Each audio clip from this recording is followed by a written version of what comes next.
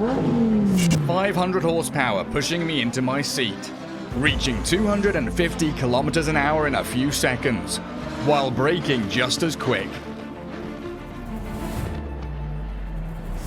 Driving on some of the most famous tracks in the world.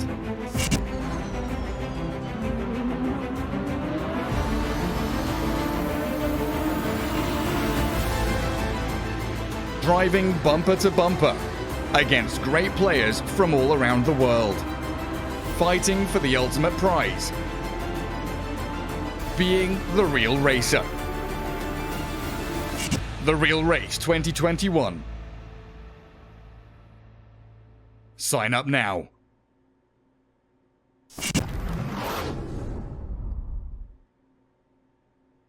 Sunday night racing action coming your way with the Lamborghini The Real Race Round 2 in Laguna Seca. My name is Rennie Butler, and alongside the team, I'll bring you all the action of the top players from all around the world going for the big drive, for the big chance in a real world Lamborghini. As I said, it's round 2. We're visiting the US for the Laguna racetrack, but there have been a round already with plenty of action in Monza. And before we dive into what will happen at Laguna Seca, let's have a look back at how Monza was. Drops, the flag is away, and here we go. Oh, Huracán, look at that. That was a great start. He's already alongside Juan, and he might even be able to take that under braking.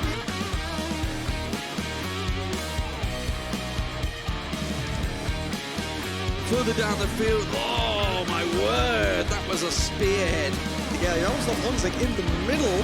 Let's see what happened. Went off at let's go too. That's Crossland going off.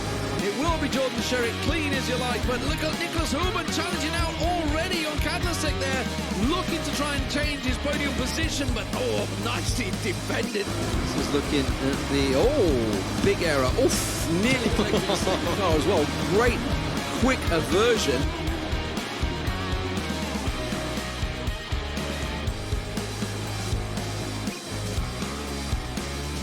Yeah, fantastic overtakes throughout. Tinko van der Velde certainly putting on a bit of a masterclass. That was the real problem. So he actually got nudged. So it wasn't his fault. He did lose it in the Lesbo. And then, of course, that was the chaos that ensued. You know, it's a pretty tight. There's no runoffs because you just don't expect cars to crash there, right?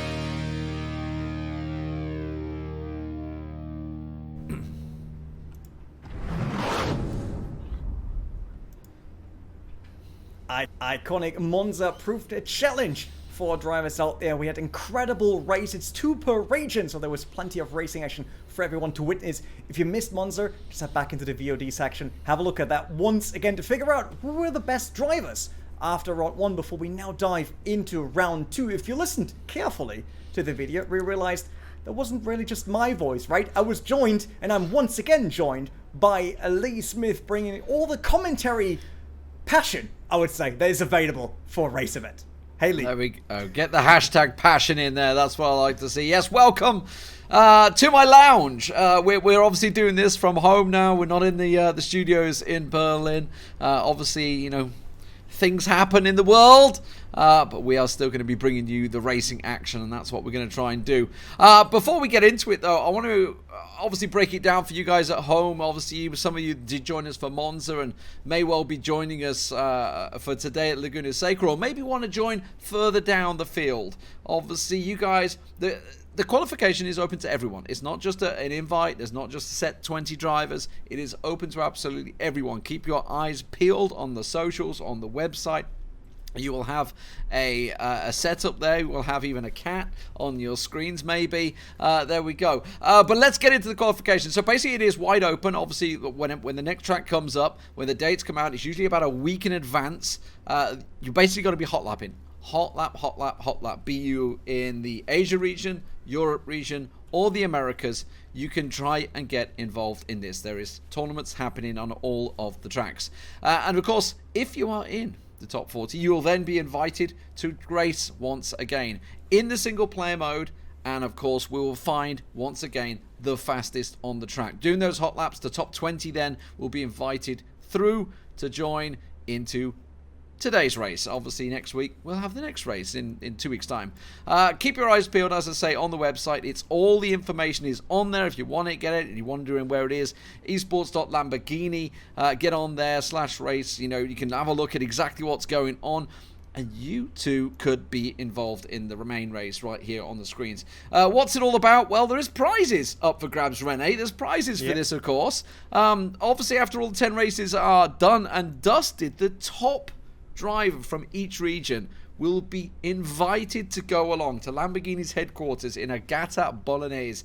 And you will be joining not only, obviously, the fantastic Lamborghinis that are going to be there, you're going to be meeting the Lamborghini race team department, everything that's involved in it, and then you're going to get to drive the Lamborghini Huracán GT3s. It's going to be absolutely fantastic, no doubt about it. Exclusive, experience that really money can't buy. And we'll be doing this for the top driver from the Asia regions, from the European regions, and of course the Americas. Incredible stuff. And additionally, everybody that signs up will be putting down a lap time.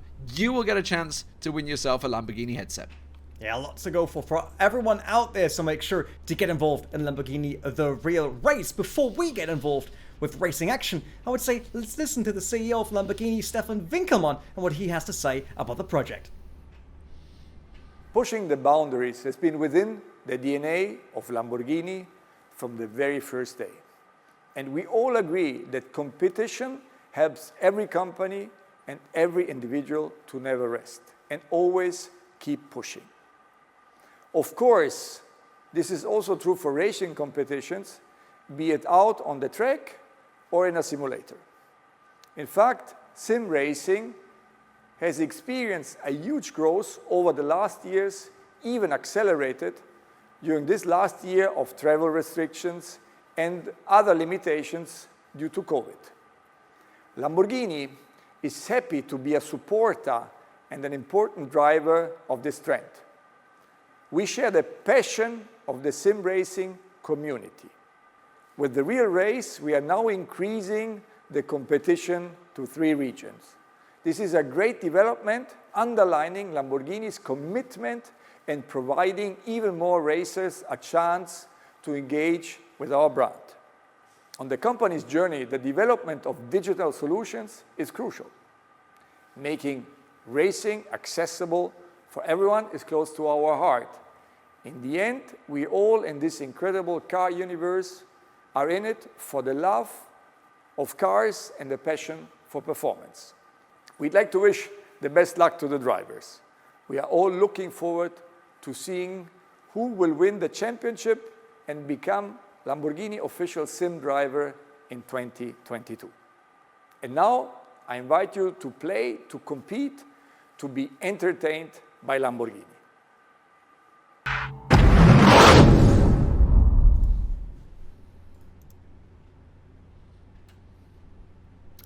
Back to Usley, and with that also it means back to more racing action here at Laguna Seca. I said it already, we're actually traveling to the US for this race, and what more could we ask for in terms of iconic scenery for round 2, right?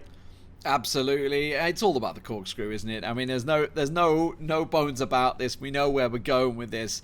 It's going to be fantastic racing, but we've had some race winners, of course, across. We are only covering the NALA today, which is the North America, Latin America.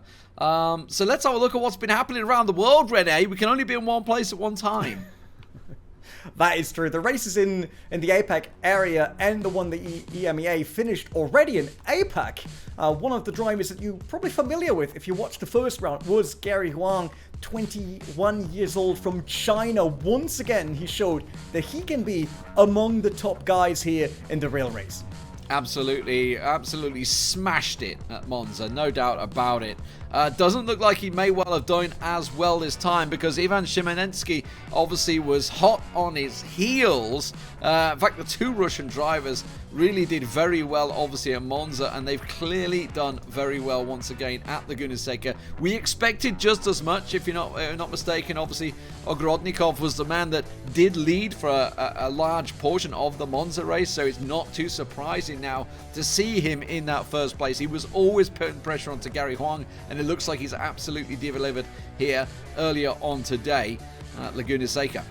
Yeah, he was the man to beat when we visited Monza, and it seems like Laguna Seca was just right up his alley, I would say, in terms of what he likes in a track. And these are the overall standings. So this is after round 2, after Laguna Seca is done in the APEC area, with Ogorodnikov being first, 86 points. That's already quite a gap to Shemutinsky with 68, while Wang with 66 is right behind them. So that area, the entire region there, I think they will be hot for all of the remaining races. Yeah, it looks like Andika Ramamalan has also obviously made up ground. We saw him going off in the main race last time out at Monza, so it's great to see him back on the board. Terry Rayton also putting in a great performance there, now 5th in the table. Certainly very possible to sort of rein those points back a little bit for the APAC region. Of course, it is over 10 races, so it's a long way to go within this championship, of course. But as I say, it's completely open to everyone.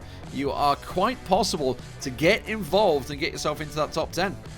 And obviously, besides the APEC region, we had EMEA happening as well, with another, I would say, ton of top drivers, actually. Not just the 20 that made it into the actual race. So many more talented drivers that have been heading up for Laguna Seca and having a shot, basically, at trying to score points in round 2. One of these drivers that did very well is a driver that we're familiar with from the Monza race as well. That was Kevin Ciclari, 28 years old, and from Italy. Kind of fitting, I would say, in terms of Lamborghini. He wouldn't really travel that far, I would say, in case he makes it, but currently he's only 3rd, so there's still a tough challenge ahead for him.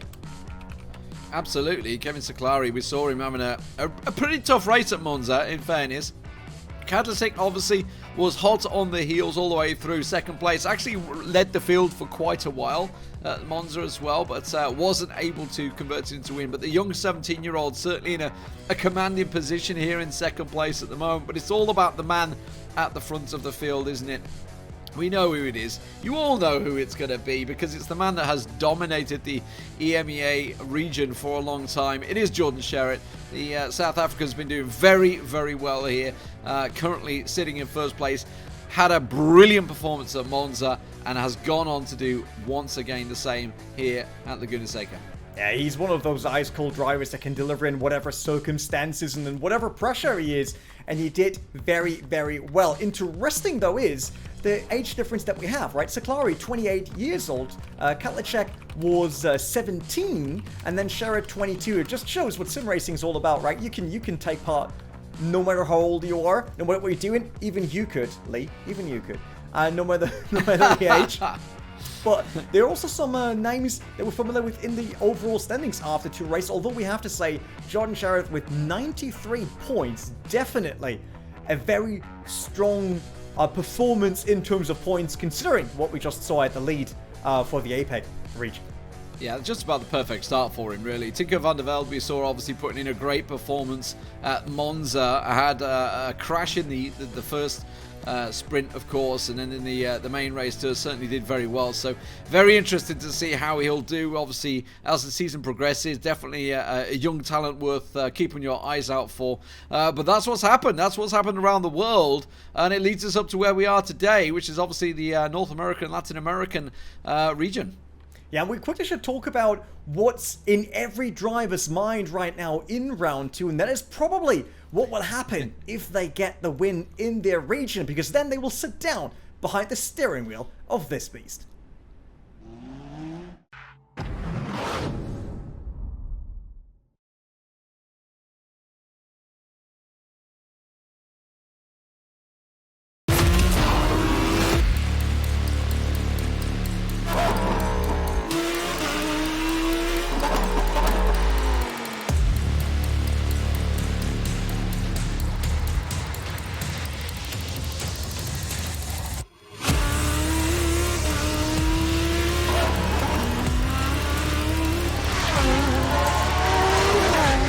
Engine goes positive lap for driver change. Copy, now.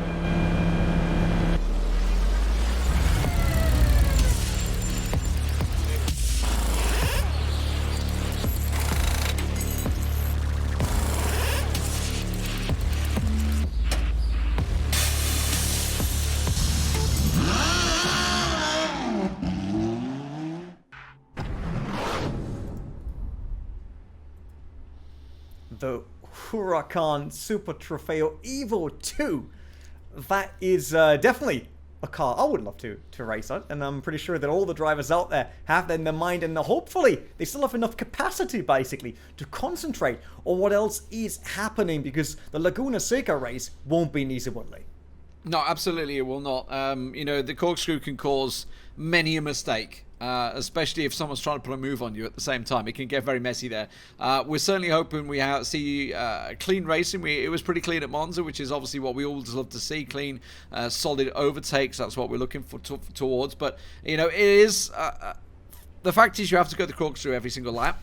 And there's always that little element that it could catch you out. I don't expect to see drivers of this talent, of this class, caught out by it. But you never know. Someone might make a mistake there, and suddenly it opens the door for overtakes, all sorts of possibilities, because you can go all over the place if you come off there.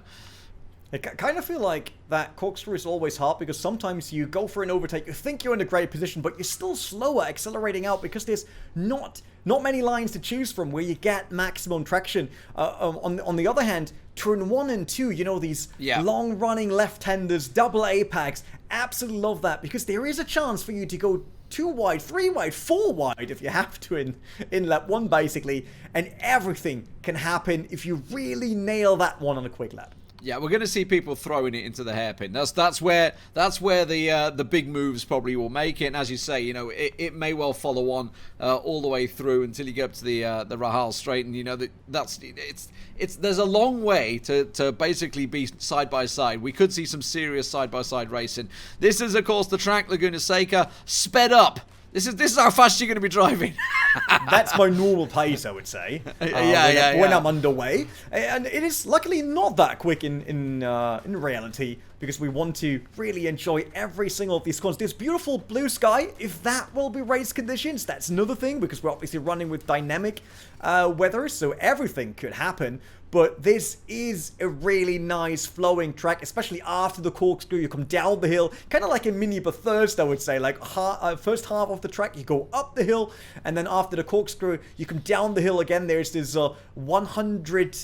No, I'd say actually 90 degrees left-hander right after the corkscrew, that you really have to use the banking and all that. That's stuff that drivers have to be aware of. It's not just finding the right line. It's when you go for an overtake, make sure that you really hit the banking at an angle that it helps your car to maintain speed throughout the lap. Yeah, definitely going to be a tough track that will challenge them. Let's talk about what happened last time out at Monza, of course, for NALA. Easy for me to say. I try and wrap my mouth around that one, of course. It was all about Moreira getting some great results there. Now, if you do cast your mind back, obviously, to when we were in Monza, there was a young American called William Hendrickson, a.k.a. Billy, who's going with in this one. But he's an 18-year-old. And unfortunately for him, he just had connection issues on the day. He had actually qualified in 3rd place on that day. And we're going to see him once again today. Seems to be the fastest driver on Laguna Seca. So these standings right here could be blown out of the water, because I do feel like the Americas region is certainly one that could deliver.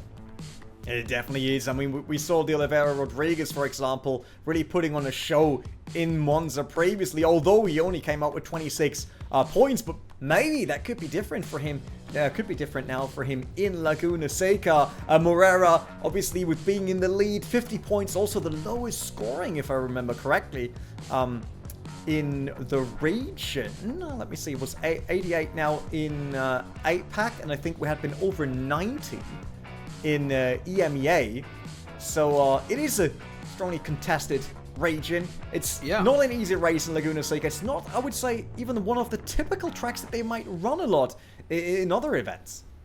And just to obviously put across how open this can be in terms of qualifications, Strafaldi, who is second on that table, has not qualified for today's race. He is not here. So 36 points gained in Monza. You know, that's going to get surpassed now, because obviously we are at Laguna Seca, and there's a real chance for people to gain on that. So the fact is, some drivers, they're stronger on other tracks than they are. Obviously, Monza's a very well-known track. Laguna Seca is as well, no doubt about it. But it's a very different style of track to drive. It definitely is, and I love that about the championship we do here, right? Like, we visit so many different places, we visit so many different styles that you need to actually be up front. Obviously, it's all in the same car. We're all in the Lamborghini Huracán GT3, so that set everyone at the perfect base, basically, to get going here. But before we dive into the race, there will be a short break, and then we will be right back with all the action from Laguna Seca and Lamborghini The Real Race.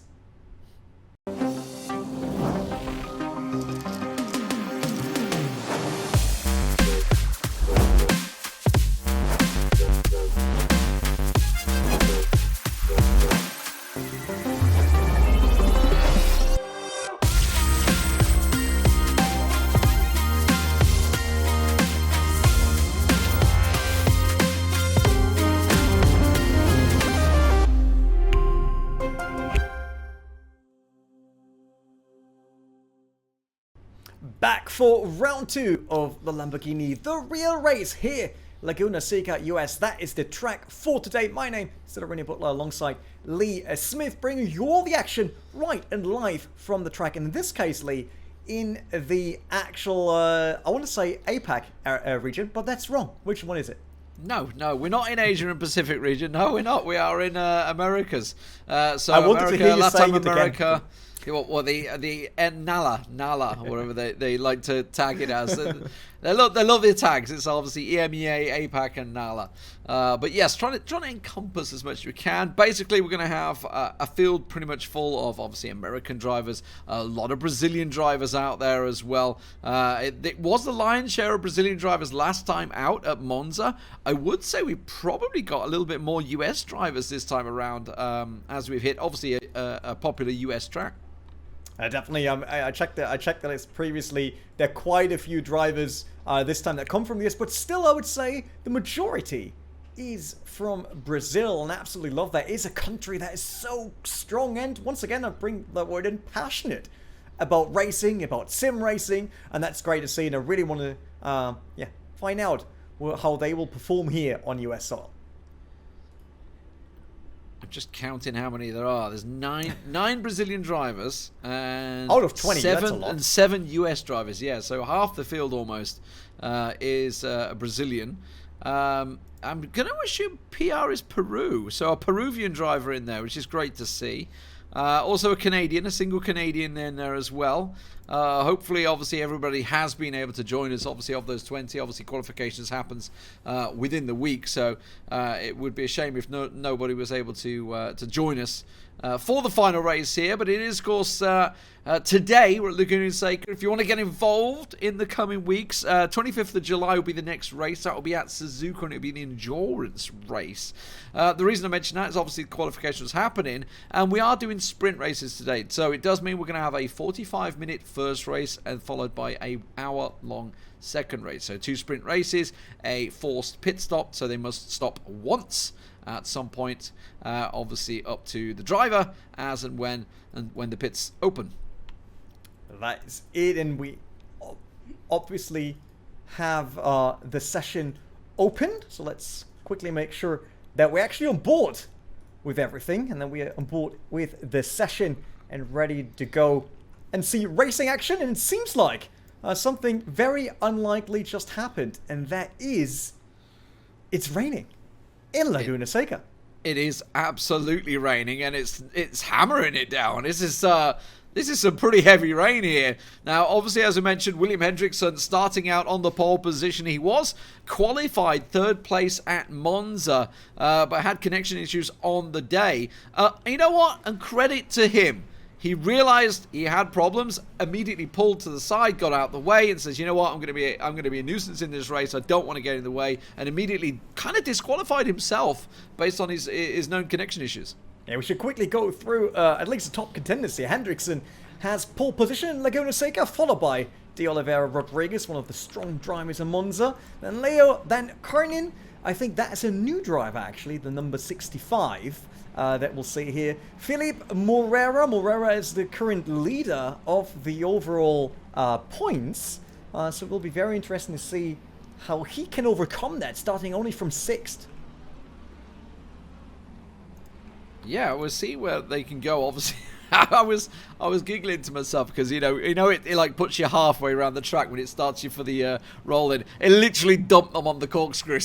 I was kind of like, oh, that's just about the worst place to try and go side by side at the moment, but the field did manage to get round there, and here we go, we're about to approach the line, about to get things underway. You can see already Canning trying to get right up the back of the Oliveira, but it's going to be all about William Hendrickson. He's going to have to drop it on the line, and away we go. Green, green, green given, and we are live and racing. Going straight into the hairpin. This is where the action will happen all through the race, but especially here. Leo getting on the inside, and it's going to be a great start for the man that started out in third place. It's already up into second. De Oliveira's losing places. Yeah, De Oliveira Rodriguez immediately being taken down by Leo here, and it seems like Harlan right behind him. There is a spin, though. We saw that someone going sideways. That might even be Diego Cargin, I think so. No, he's still in third. So one of the drivers dropped down a bit further. I think that was then Leo, who's now in eighth all of a sudden. And Hendrickson kind of runs away with it for now at least, because he had a clean start. He was saying there was a ton of carnage behind him, or at least like small touches. Although, for a rain start, I would say we're pretty good right now. Absolutely, yeah, you know, it was Leo definitely obviously caught something back there. It looked like it may have been Moreira that was tied up with it. He was obviously the current points leader down in 5th place as it stands, but Leo did have a great start, but unfortunately down in 8th. We'll see whether he can make that up here in this sprint race. As we say, it is just a 45-minute sprint race for now, and then we go straight into a second hour-long session. They have to make themselves that one pit stop as well, which is why you see the ones on the tower on the left-hand side of your screen. Yeah, I'm pretty sure that everyone expected a dry race. I mean, if I go to Laguna Seca, I would expect the perfect blue horizon, but today it isn't. And we see Fidel Moreira currently not really in a position yet to make the move on Borges. But he wants to get closer. He needs every single point if he wants to stay in the lead of the overall scores. And I think a bit further down the line, there was an overtaking maneuver. Could be around Vini Oliveira. Let's see what he's currently up to. He got Negrini right behind, and then it's Flemge in the green Lamborghini a bit further down. So this is obviously looking back at the start of the first lap. So where did he get punted from? It was from behind. It wasn't. So Leo actually got wiped out by De Oliveira getting punted from behind. So Leo, absolutely nothing he could do about it. It did look like it was possibly Carney. I couldn't make out who it was that actually did the punting in the end. Obviously, Billy Hendrickson obviously well away at the front there. William was, so I didn't see who it was, but it was definitely De Oliveira that got hit from behind. He got launched into Leo, and Leo then got launched off the track, so nothing he could do about that. Gabriel Felipe closing the gap to Moreira now, but as soon as he will make a move, there is De Oliveira right behind him, who wants to take that position back.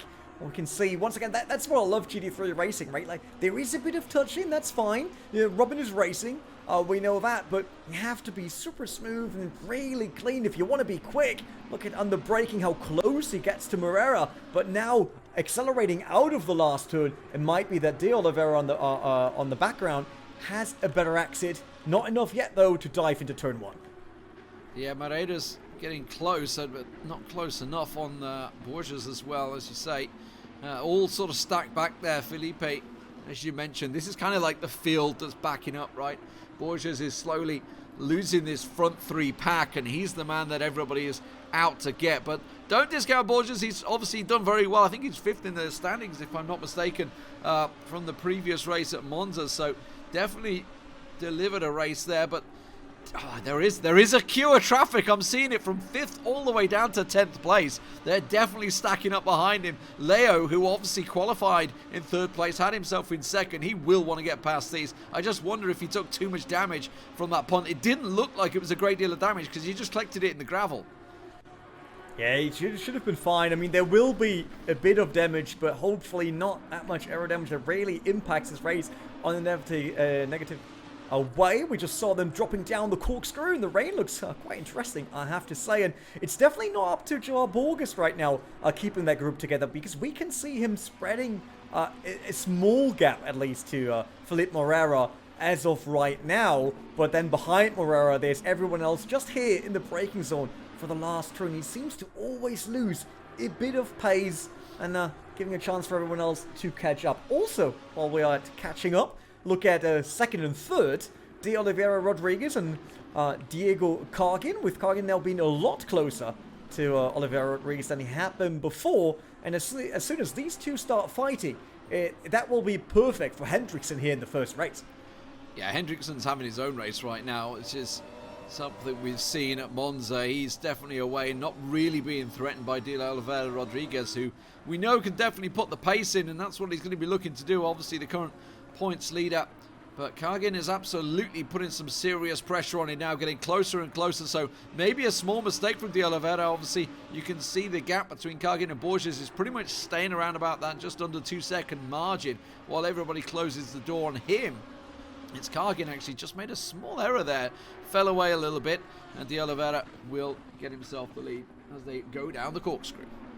Yeah, it seems like he will not be able to catch up this lap, but look at that, and all the action at corkscrew. It always looks like everyone bunching up around Daniel De Oliveira, currently in 7th position behind Philippe and in front of Leo. Leo obviously with that start and the small mistake that happened, dropped down the grid quite a bit.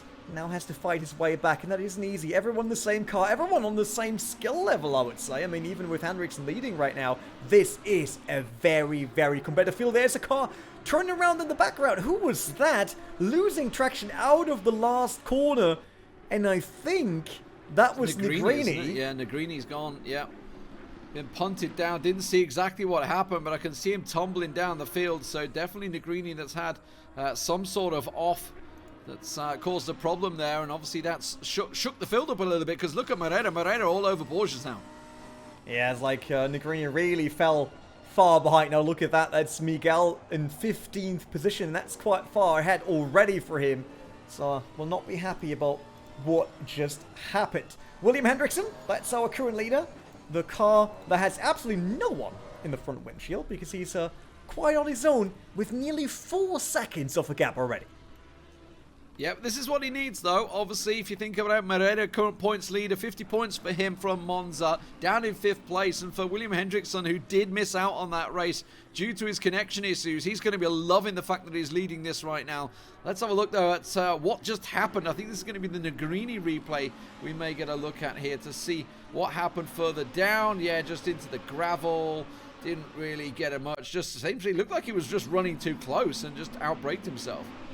Now, we always know this, it's the effect of dirty air, right? You don't get all the wind normally on your wing. That was Negrini, by the way, spinning last corner. That happened last lap. Just span on his own, yeah. Yeah, that was... It was missing traction. He probably was playing around with traction control quite a bit. And you know, in wet conditions, you obviously run a higher traction control, at least most drivers do, to be a bit more on the safe side. And maybe he was still running the dry settings. Yeah, maybe. I mean, whether he had the wrong brake settings on, maybe. Obviously, you've got to make sure you've got collected the right brakes as well going into the wet race. But we'll see whether he's made a mistake there. Somebody that's not making a mistake is Leo. Leo all over the back of Felipe as well now. So he's going to try and keep the pressure on. Moreira continuing to chase on Borges as well. He definitely wants to get Borges. He knows he's holding him up at the moment. But Leo with... what was a disastrous start, what started as a dream start went into a disastrous start as he got punted off the track there. Nothing he could do about that, so trying to do what he can to try and make it up with De Oliveira very much on him. So he's got to be careful if he makes this move on Felipe, when and where he does it, because he could lose a position to De Oliveira. Oh, look at how close De Oliveira gets once again in the corkscrew, but then you have to basically take out even more speed because you're afraid of running in the rear of Leo, and then it drops him even further. Rain seems to be quite consistent as of right now. It's not the end of the world yet in terms of how much water is coming down, but it's still raining, and it's not easy, as we can see, for Daniel De Oliveira, running a bit over the braking point there and missing the turn in for the last corner. Absolutely, Leo. We were talking about, where's the real overtaking opportunities? Where's the mistakes? Obviously, coming through the hairpin, that's a chance. Generally, most people will be taking a similar line, though, around the hairpin. Yes, it can kind of put you in side-by-side racing through turns 3 and 4. You know, you got to keep the pressure on. Somebody I just caught a glimpse of was Moredo, actually, keeping the pressure onto Burgos as well. So we've got to keep our eye on these couple of battles going on at the moment. I did just see Camilo, I think it was, that went down the field a little bit there. So he's down in 12th right now, so don't know what's happened there. But at the moment, you know, in terms of points, how this is playing out, it's perfect for William Hendrickson in the lead. 6 laps in, absolutely smashing it. Almost, 4.5 seconds ahead of the Oliveira. This is the perfect race for him already. Yeah, he had that clean start. Everyone else was busy fighting, and obviously it's a lot harder to also get your braking point right if you have a car in front of you. You're testing out the track basically, right? It's like what's with water on it? How late can I be on the braking? Hendrickson can do that, and maybe running a bit wide onto the apex without running into someone, without ruining his race. So that might give him the upper hand, especially now at the start of the race, where it's just all about feeling out the track and trying to get your pace together once again. Absolutely. So Moreira's the only one that's really putting the pressure on. Even now, he's been, I think, respectful with Borges ahead of him. Borges obviously 6th place, 16 points from Monza. Moreira currently obviously nursing the fact that he had those 50 points from the first race. He wants to make sure he scores, because let's not forget, you know, you're going to be carrying through into the next sprint race as well from your points, so from your position. So I would be very skeptical of a crazy move, if you get what I mean, because obviously you don't want to punt yourself off, you don't want to make a mistake, and then you absolutely ruin your next race effectively. So we're going to be looking at lap times obviously as they go, see how quick they can be, and then obviously the things will start opening up as the pit stops go. Now the question is, will it be the over, will it be the under? We saw it very different between Monza. There was very much a pit window that worked. Some took it longer and sort of benefited from it from that way, and then some took it too long and it backfired horribly. Yeah, it's never easy to get that balance right. You want to make the best out of your car and how it currently feels for you. It also depends on how you ran the tires. Obviously, in the first stint, these are now wet tires, so completely different to the slicks that we normally see them using. So I just wonder if there is now a bigger gap in terms of experience, right? Because even now that rain was introduced to sim racing quite a while ago nowadays, right? Like, I still remember the years where there was absolutely no title out there that was featuring rain. But nowadays it's pretty much standard. But there are not many races that actually use rain or dynamic weather. So I wonder if that is the big difference here. We're looking at a replay. That was... What was that going white there? Once again, the small king, the left-hander number king, 66 going up is to. Moisen, so I can tell you that. Moisen currently running in 9th place, so I assume it was Woodrow that maybe ran wide, or maybe that was Camilo, actually, because I did notice he dropped down a bit, so it was probably Camilo that ran wide back there. Still watching Moreno, I am, keeping my eyes on his race. He's had a little look at Borges on the inside of the last hairpin run, obviously going through the corkscrew right now, so we'll see whether he's going to maybe see the option. He definitely started to make Borges defend, let's put it that way. As he goes into the corners, he's keeping him guessing now, so looking to take that opportunity, looking to take that moment as they come in around the final corner onto the straight. Yeah, the best thing that Fidel Moreira could do now is trying to force Borges to use a different line and maybe just figure out if he is not as experienced with all the other lines in the wet, because all of that changes. Nothing is the same anymore. And we see that here on the braking really late by Moreira coming in there. That was a great shot into the first 2 corners. But on the exit, it seems like Borges, a bit more traction, a bit more power out of the left-handed. And so Moreira still not in attack distance, but he could be fairly soon. Yeah, certainly keeping him in check, no doubt about it. Any mistakes and he's going to be past it. We'll see whether the track decides to weather in a little bit as the rain is coming down, still pretty darn heavy, so not real too much to worry about that. This is a replay. We're going to get a check on your screen here. This is from car number 64, so it's Miguel further down the field, currently running in 13th place. That is going to be a pretty standard overtake overall. Just before the corkscrew.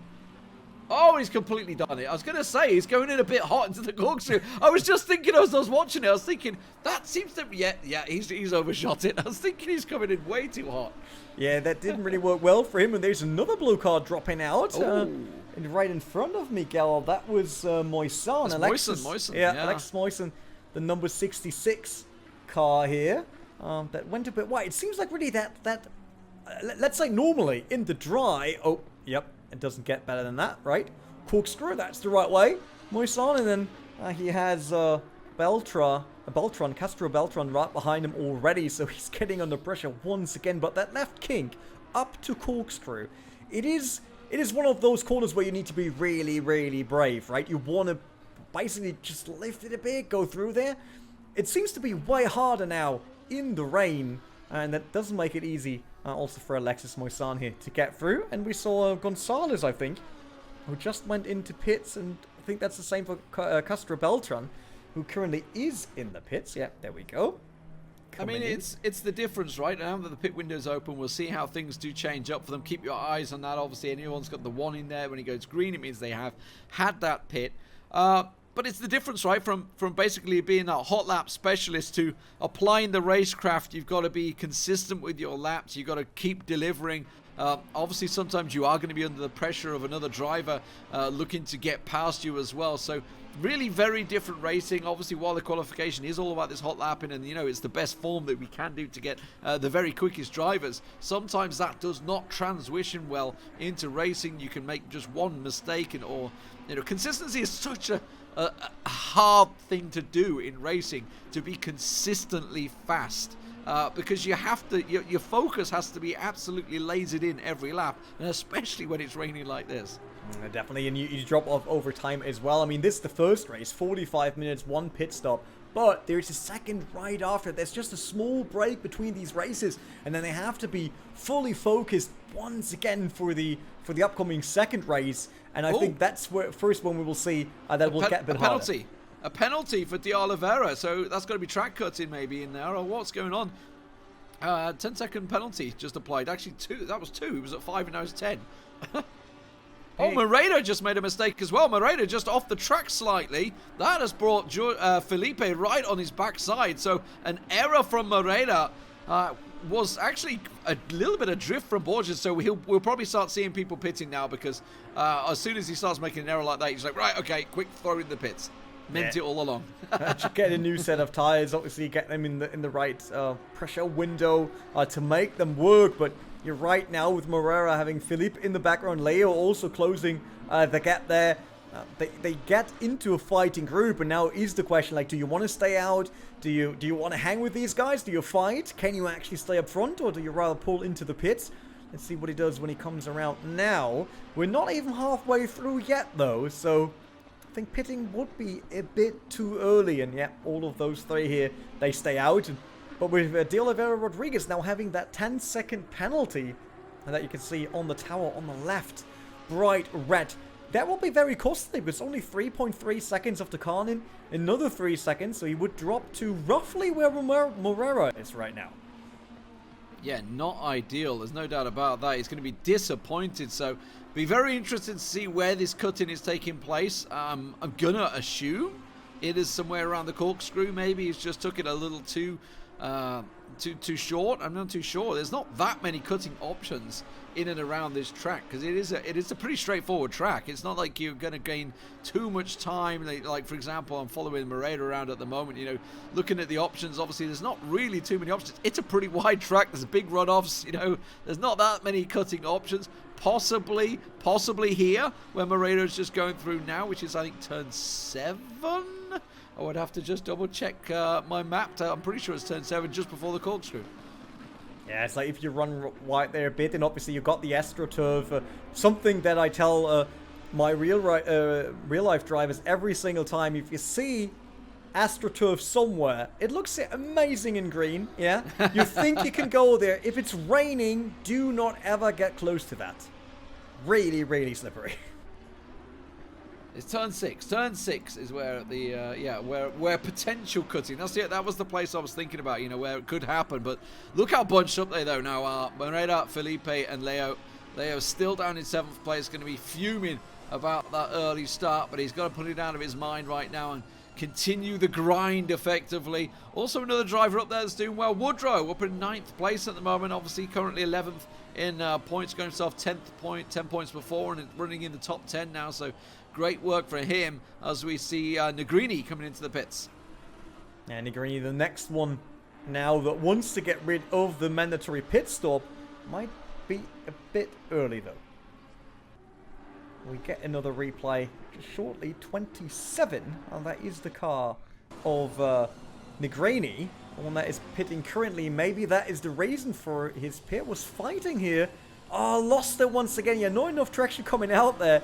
Slightly overdriving the car in the quick kink, and due to that, lost a lot of time once again.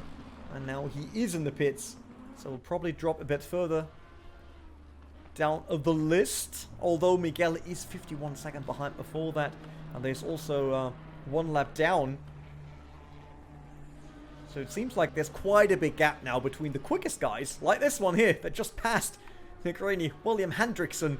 So far we didn't show them that often, and Lee, that's exactly the problem of someone that is really, really quick, consistent, and safe. You normally don't have him on screen that often, so let's give a bit of time to William Hendrickson. But he does a great job so far here in rainy Laguna Seca.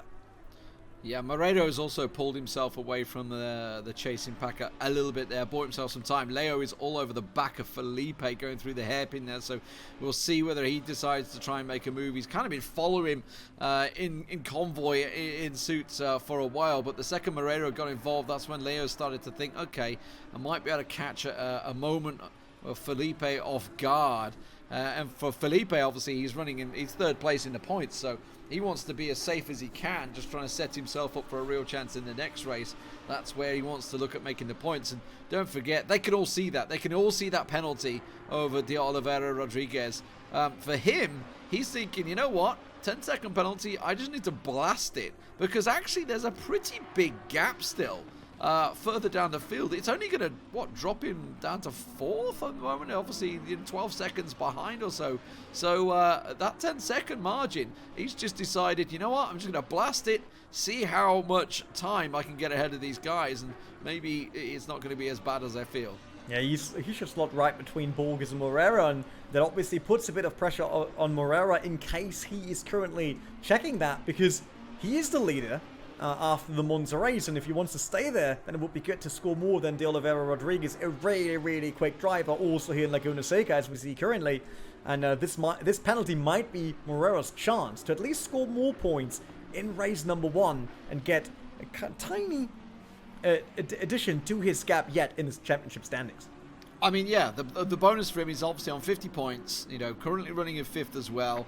Yes, Hendrickson's running away with it, but he's got 0 points. Hendrickson has 0 points. Strofaldi, 2nd place, 36 points. He's not here either. So Felipe is his closest rival right now, who's behind him. So it's like the perfect situation. Moreno absolutely will be not doing anything crazy. He will just try and drive his own race and make sure that Felipe stays in his rearview mirror. Yeah, Hendrickson might be furious actually about his internet last time. I mean, he's clearly leading here in Laguna Seca, and I'm absolutely sure that he had a good shot at Monza in terms of leading there as well and scoring big, but didn't happen. That's part. It's basically like the typical, let's say, electronical failures or mechanical failures that can happen in real race as well. While Vinny Oliveira Leo did a small mistake there. Yeah, he went really wide. Yeah, that threw him back. At least I think the gap is now nearly a second. Oh, here we go. Pit stops. Here we go. This is it. So Hendrickson, Carnigan, and Borges all coming in. There's Felipe coming in as well. Everybody diving in the pits. The window is open. We're just over the halfway margin that they're all looking to do this. De Oliveira's decided to carry on as much as he can. Barreiro also, and Leo. A little bit of clean track by Leo, obviously. He's going to be kicking himself that he just made that mistake, because that lost him a lot of time. Yeah, it's like that was very unfortunate that it happened on that lap, and he was so close already to everyone else, but not enough. And as you said, De Oliveira Rodriguez, he carries on might want to spread the gap now because he's aware of those 10 seconds. He wants to make sure that he drops somewhere around 4th, I would say. That's the best that could happen unless he all of a sudden finds a lot of seconds on the track and might even get onto a podium still.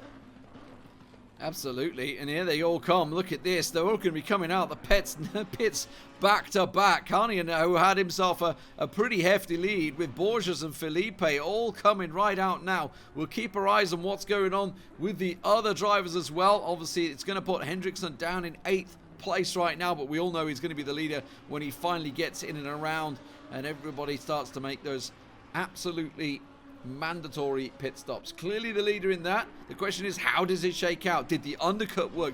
Is the overcut going to work? That's where the time can be made up. Yeah, really interesting to see Rodriguez and Moreira both still being out there, and Moreira goes even for another lap as he finished this one here, so he will not pit in the same window as the other drivers, but so will De Oliveira Rodriguez. We'll see if that pays out for both of them. Flamga in 4th. He's now also in the pits. Yep, just rolling in with a beautiful green. By the way, that's my absolute favorite color for a Lamborghini. I love those green, whatever shade of green it is, but more like neon green. I think that's what I really love on those cars. Just the edges pop out so massively on those colors. But enough of a close shot of the car livery. Back to racing action.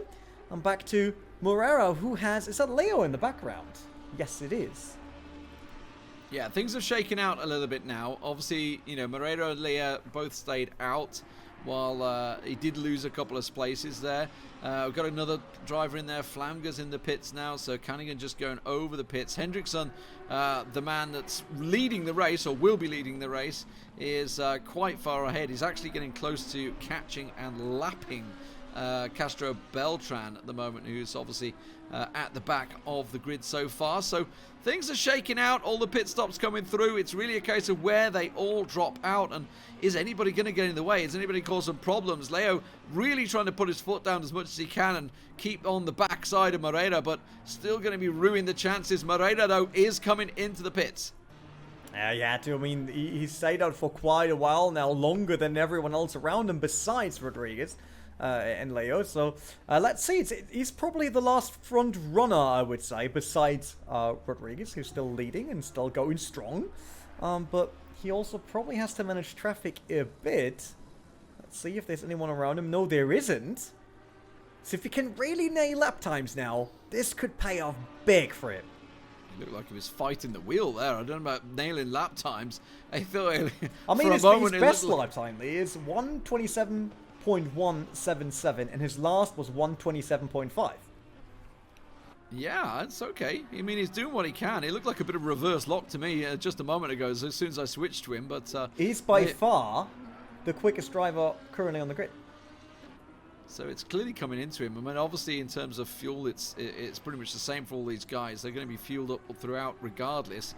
So it's all on Leo. Let's not forget, this is the guy that did qualify in third place, did get himself into second place at the start around the first hairpin, and then got caught from behind. So we know he has the pace.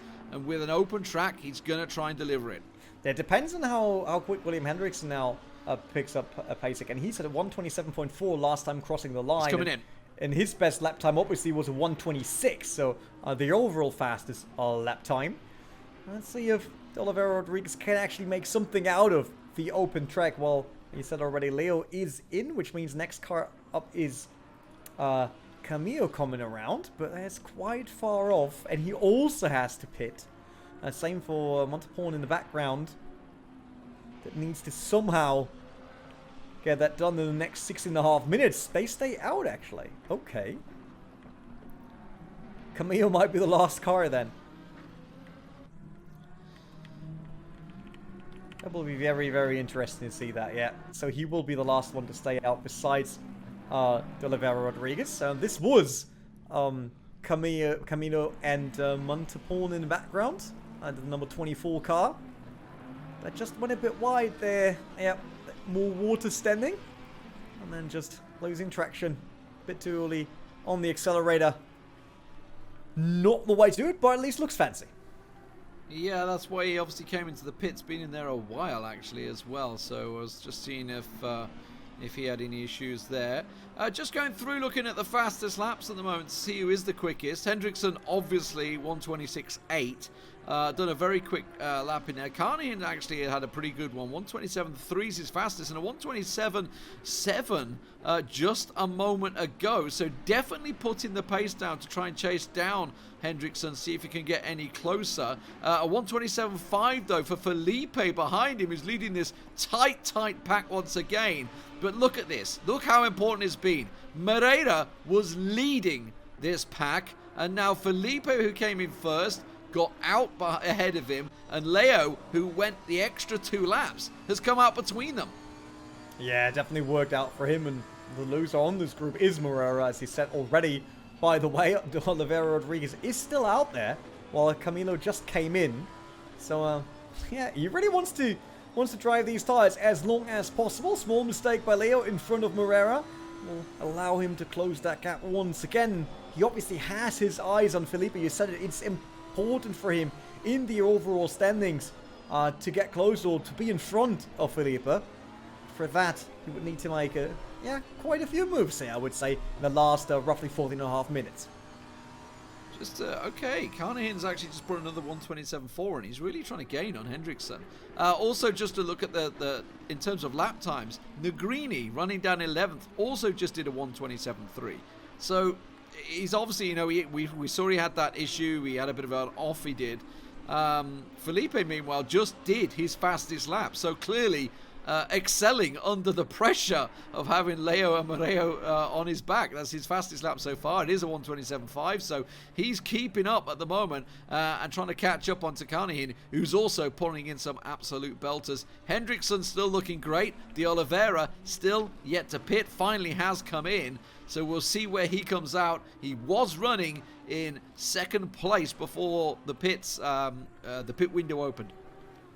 Yeah, and Hendrickson still in the last sector here. So let's see. He has last corner right in front of him now before he's blasting onto the start-finish straight. Let's see where De Oliveira Rodriguez comes out. He's still in the pits. That's the car that we saw there on the left. Yep. Still sitting still.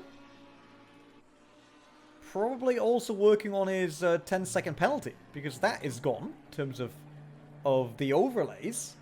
So let's see, there's Felipe coming around. Do we catch both cars here maybe on the helicam? Let's see. Somewhere there should be De Oliveira Rodriguez. There he is. Felipe comes around. Oh, he's going to be right in the middle of the pack. This is going to be disastrous. He's going to come out right behind them all. There's Moreira going around the outside. He's going to be slower on the inside, of course, and he does come out right alongside Leo. Would you believe it? De Oliveira was punted before, and he was the one that sent Leo off the track, and now, oh, just a little slip, and he comes out and joins this fight. Moreira will not be happy with this. Yeah, unbelievable how De Oliveira Rodriguez got right between this fighting group that was going on since the start of the race, basically. Slotted in 5th. We thought there might be a chance for him to be 4th, but we have to say Leo and Felipe, they did very well on the pit stops, as we can see that Moreira dropped down to 6th.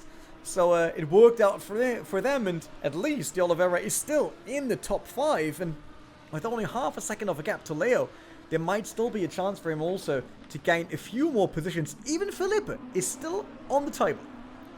Hendrickson is just smashing it, though, the lead at the moment. He's just done a 127.2, so, you know, his standard lap, average lap, that's faster than Carnahan, who's running in second. That's faster than his fastest lap.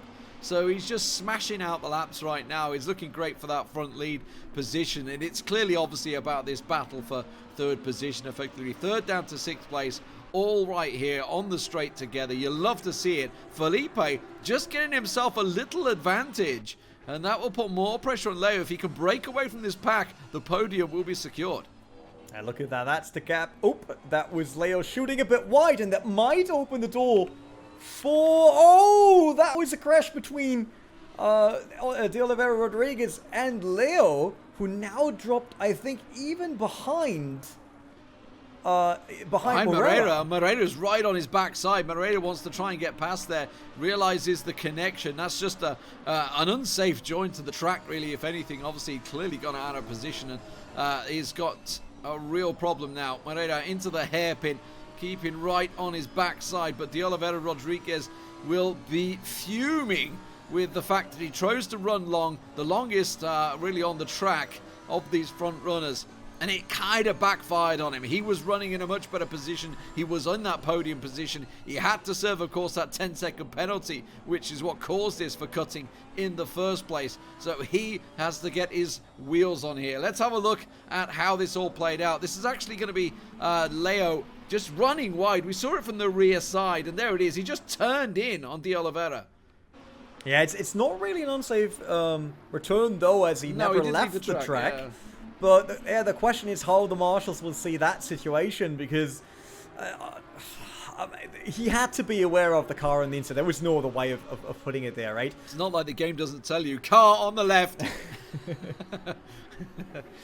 But that also means that this guy, William Hendrickson, is still far up ahead. He's gone wide again. He's just done wide again. Leo's just gone absolutely done his breaking point once again on the hairpin. Look at that. He's miles behind them now. Yeah, he will not be in contention for this fighting group at all, I think, unless they do a mistake, because we only have 9.5 minutes, and Moreira now has 1.5 second gap. And Oliver Rodriguez is obviously hunting for Felipe, but it seems like Felipe managed to break away. Look at the gap now, the distance there. The yellow, orange, reddish car that just went over the crash, that was Felipe. So de Oliveira Rodriguez not really close, and instead probably has to focus of not letting Moreira slip by. Absolutely, almost a second faster on that last lap. So definitely found some pace now, starting to chase down. Similar pace, actually, a slightly quicker pace than Carnahan just ahead of him. Meanwhile, Hendrickson is, well, he's gone, hasn't he? He's well gone. The leader of the race that we so rarely see with just 9 minutes to go. He has himself a really nice cushion to Carnahan. I mean, yes, if he makes a big mistake, then perhaps there will be a chance for Carnahan to get back past him, but he has very much got this race in the bag. In fact, tell a lie, that's Gonzalez, but he's just lapped behind him, so he's miles ahead right now. I also have to report that Borges is out of the race for quite a while now already. He left at lap 16, while we're now in lap 24 with Hendrickson. Kind of missed that because Borges was running well within the top 10 there. Yeah, and he's obviously 16 points overall, so he's in with contention, so he'll have to get himself back in there for the next hour-long session to see if he can try and do anything here. Carnahan just catching up to Castro Beltran, so he's going to be lapping him there. And I did mention that Felipe absolutely sees him, and he's going to try and reel him in. He's got 8 minutes to do it. Still, it's a huge gap that I'd be surprised if he can make up. But you know what? He's lapping quicker, so who knows? Yeah, we'll see how this turns out. I mean, 7.5 minutes is still a lot to race for. A lot of things that could happen, and I'm quickly checking the standings for North American, Latin American region again from the previous race to check where Borges was. João Borges was in 6th after the 2 Monza races, so he will lose a lot of points with the DNF here in race 1 in Laguna Seca. The cars are getting quicker. We're starting to see more and more 127 threes. And then Hendrickson just does a 127 flat.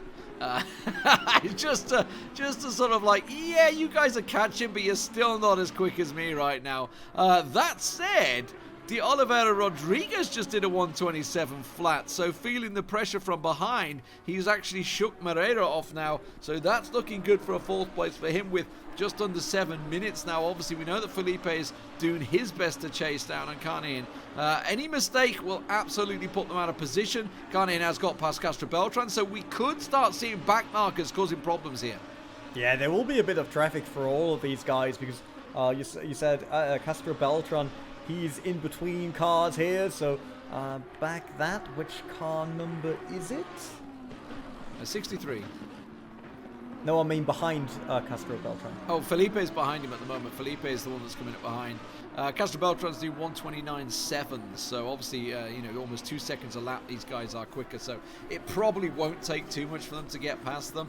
But there's always that option that you never really know where he's going to go. And the blue flags, of course, will be waved for him. So it does mean De Oliveira and Moreira all closing in. Leo has actually gained back onto Moreira as well, so got himself back in there. But Castelbeltran getting very much out the way of Felipe. Hopefully he gets out of the way. Not done yet, but on the inside into turn 1, Gabriel Felipe passes. Yep, that did work. Took down one of the markings on the left, I think. Something was flowing around there. I think something was flying around, not flowing. It wasn't water. Although there is a bit of water. But a brake marker is missing now. Hopefully no one will miss that one. And for his braking zones. And we see sometimes that happens when drivers... That's my downfall, yeah. That's my downfall, because I rely on those brake markers, and if they do get wiped out, suddenly I'm like, where's my point? I haven't got a marker on the track. What am I doing? Back in the days, you could still use shadows because they were static. But with everything being dynamic now, not even that works. So you have to learn it properly. Pesky graphic upgrades, eh? Who'd have thought?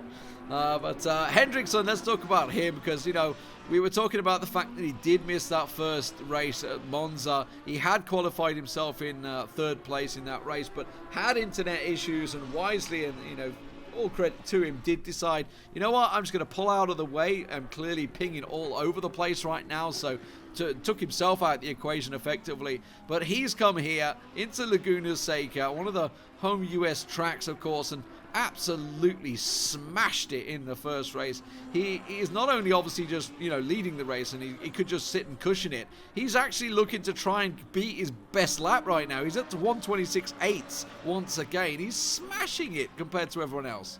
Yeah, it's really impressive that after now 40 minutes, he's still coming up with those lap times, and I hope he has a lot left in the tank for race 2, which will be slightly longer.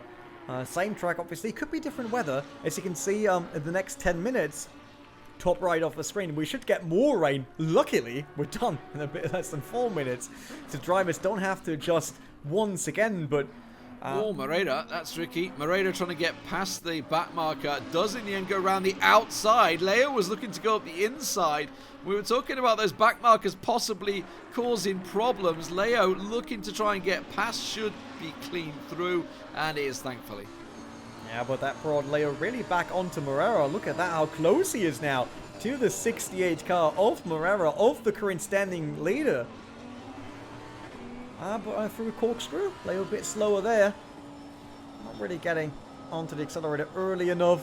And then these long flowing corners towards the start-finish straight once again.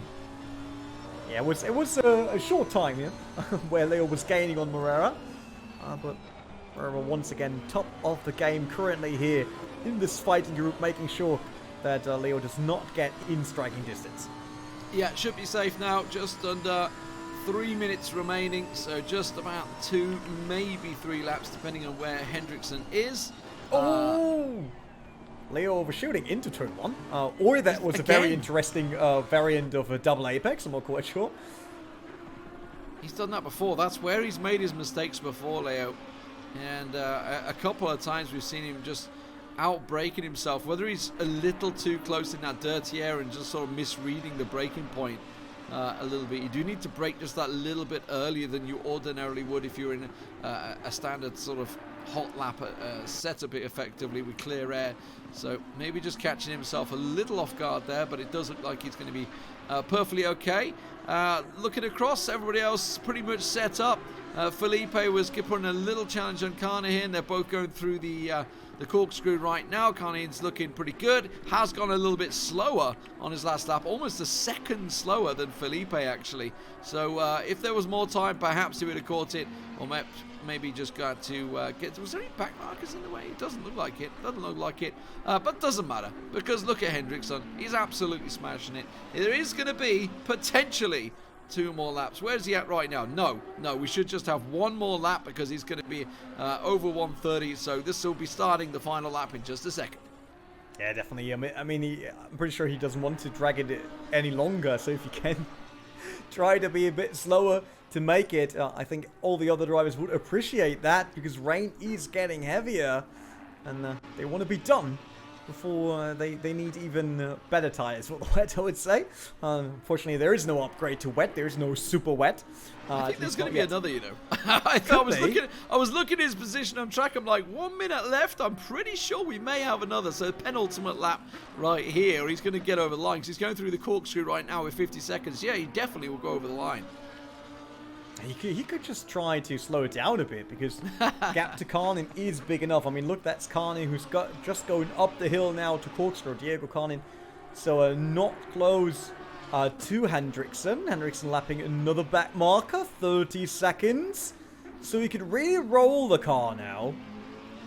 just park it, no. Just going to go for it. Another lap. Let's get on with it. Hendrickson on his final lap. And he has been doing fantastically well throughout here. 126.8 is fastest and sort of averaging those 127.6s in the wet, in a pretty torrential downpour. He's been on his own throughout there. So well played to him to get back in. Lots of achievements across sim racing in general. Carnahan in second place. He's going to be happy. Yes, Felipe is closing on him. Yes, he's definitely closing the gap. That's going to be an interesting battle, I think, going forward into the next race. Yeah, and we still have Morera and Leo because Leo is 0.7 seconds. He was half a second most of the previous laps. So if Morera does a mistake here on the very last lap or even run out of fuel, we have seen that before. Happened to me lately as well. Luckily not in the real race. But there might be a chance for Leo to launch one last attack on Morera, on Fidel Morera in the 68 car right in front, but not with the current distance they have. No, I don't think so. And let's not forget, you know, if you make a mistake now and you screw it up, then chances are it's going to ruin your next race because you'll be starting much further down the field. So just get yourself secure and battle once again. You know, lay out a fantastic start in the start of this race before he did get punted off. Didn't see exactly who it was that did it, but oh, that's a big cut for Morera there. Luckily not a penalty, and William Hendrickson, he just crossed the line and won the very first race here in round 2 of Lamborghini The Real Race Laguna Seca with, I would say, besides being challenged maybe by the circumstances, he was never challenged by anyone else. Diego Carlin came over the line second, Felipe over the line third, and then De Oliveira Rodriguez, who closed the gap quite a lot, actually, comes in, and then the top 5 ends with Fidel Morera, the current standings leader. Yeah, who just pulls up on the side, says thank you very much, Morera in there. Definitely a couple of problems throughout that race. Obviously, they're going to be looking at how it all sort of laid out. I mean, but the story is that the fact that William Hendrickson turns up and absolutely delivers from the start and blows away the opposition. Yeah, he did, and he kind of redeemed himself for what happened in Monza, right? We said it already. It was due to his internet connection problems, and he was never able to show his true pace in the race there in round 1. But he can now in round 2, and I would say he's in the perfect situation now to do a back-to-back win in round 2 with that storm towards the front, especially if Morera does not get a podium today. No, and absolutely smashed it, taking over back markers across there. You love to see it.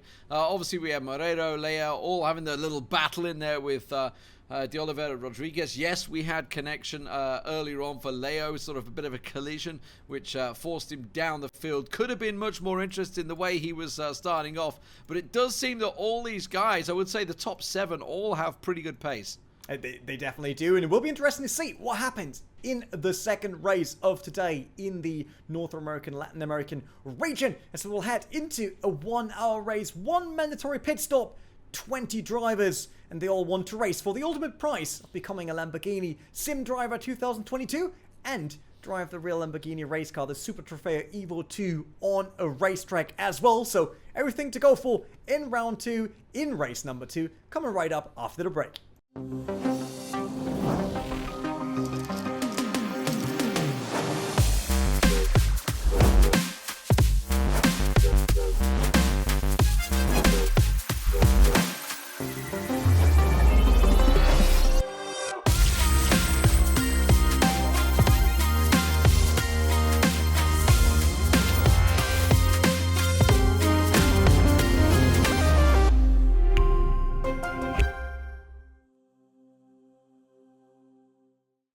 Real Race. Round number 2 of the championship at Laguna Seca. Normally, I would say, a beautiful, sunny Laguna Seca in the US, but at least for race 1, Lee, it was quite rainy out there. Yeah, and judging by the what the drivers have said, it's been the same throughout all the regions. So a rainy Laguna Seca has been delivering the action, it seems, across the board. So obviously everybody's had to put up with this across both Asia Pacific, Europe, and of course here in the North America and Latin America sort of server. But you know what? It hasn't slowed some of those drivers down. Obviously Hendrickson smashing it there, having a really strong start. And if he can get out of that hairpin, I don't see anyone catching him. Yeah, I mean, his pace was untouched in the first race, but we also know that part of that confidence he was racing with was obviously built on him being very, I don't want to say lucky, that's kind of taking it away from him because he wasn't just lucky, but obviously with everyone else being kind of bunched up, busy with cars left and right, he had a clean start that allowed him to relax basically right from the get-go, get into the groove, and then start really putting and hammering down those lap times.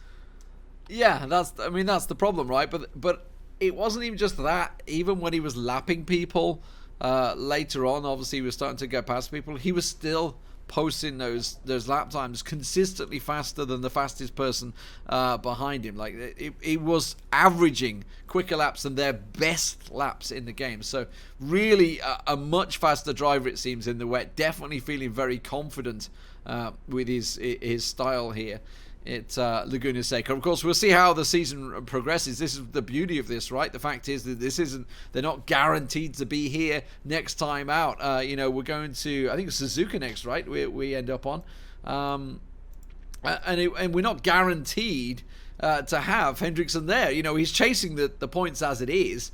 So there's a strong possibility it's going to be an endurance race next as well. That's going to bring something completely different to it.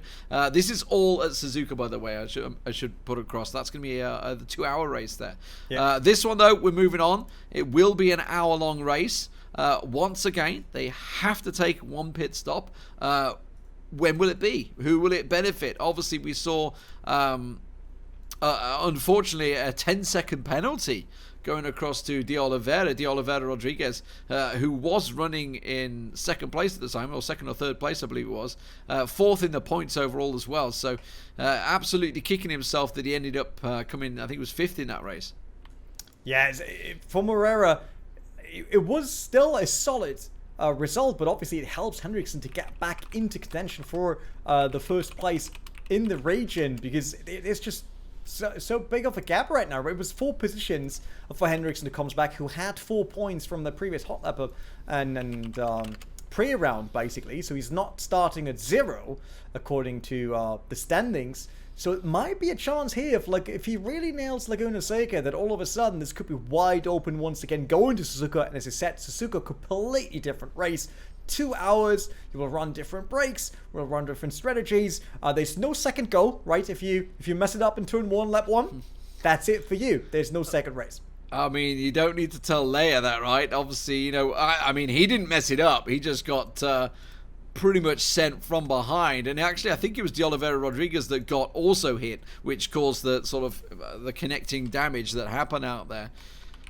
So you know what? These things happen. This is racing. Sometimes problems happen, and we have to deal with it. And I feel that Leo actually dealt with it pretty well throughout that. Leo obviously he's fifth in the points overall. We know he's quick, which is why I'm really interested to see how this one's going to play out at the start, because there does seem to be about 6 or 7 drivers that are all pretty much running at the same pace. So while they had great points maybe in the last race, it could be very different here. Yeah, definitely. Although it is the same track, could be different weather in this session as well. So, might Hendricks been one of those rain gods on the track? Could there be someone quicker in case it is dry right now in Laguna Seca and it dried out? Then all of a sudden this could look different, but Hendrickson should start in first. There's no reverse grid in the second race, which obviously puts him once again in the perfect spot to just have a rerun, basically, of race 1. And for Morera, that means top 5. He has 4 cars in front of him, and if he wants to make a move and climb, then probably lap number 1 is the best chance to do so. Yeah, absolutely. We were talking about how this could definitely change things. There's no doubt about it. This could set up a very different race. We'll see who can be the quickest. Obviously, I'm just watching De Oliveira already just ran wide there, so people just trying to figure out, get their eye back in, get the braking points back in, get back into that hot lap mode that they were in before originally. And of course, there is an hour-long's fuel instead as well, as opposed to what they just had previously for the 45-minute race. Yeah, unless they forget to put in those 15 minutes of fuel, right? I think the fact that it's potentially dry does mean that they will be forced to change settings, so that's where they will absolutely remember, you'd hope.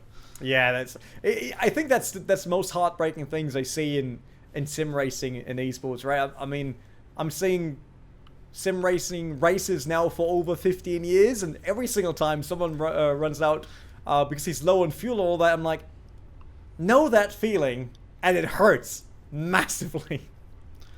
Yeah, absolutely. And there's nothing worse than just be like, oh no, I know what I forgot. The start of the race, and you just see people sort of fade away into this sort of chair, just like, oh, there are two ways of getting there, right? So it's either you realize very early that it doesn't work and you try to make it work, or you pit very early, or you never check your fuel gauge because you're like, it's the right setup, I loaded everything correctly, and then as soon as the low fuel warning comes on, you're like, wait, that's a bit early for the low fuel warning. And then a panic spreads across your entire body and mind in like less than 0.1 of a second, basically.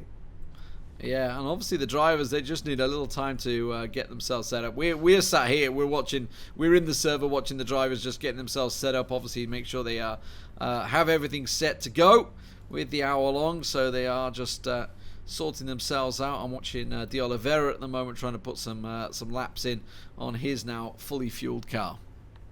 Yeah, let's see.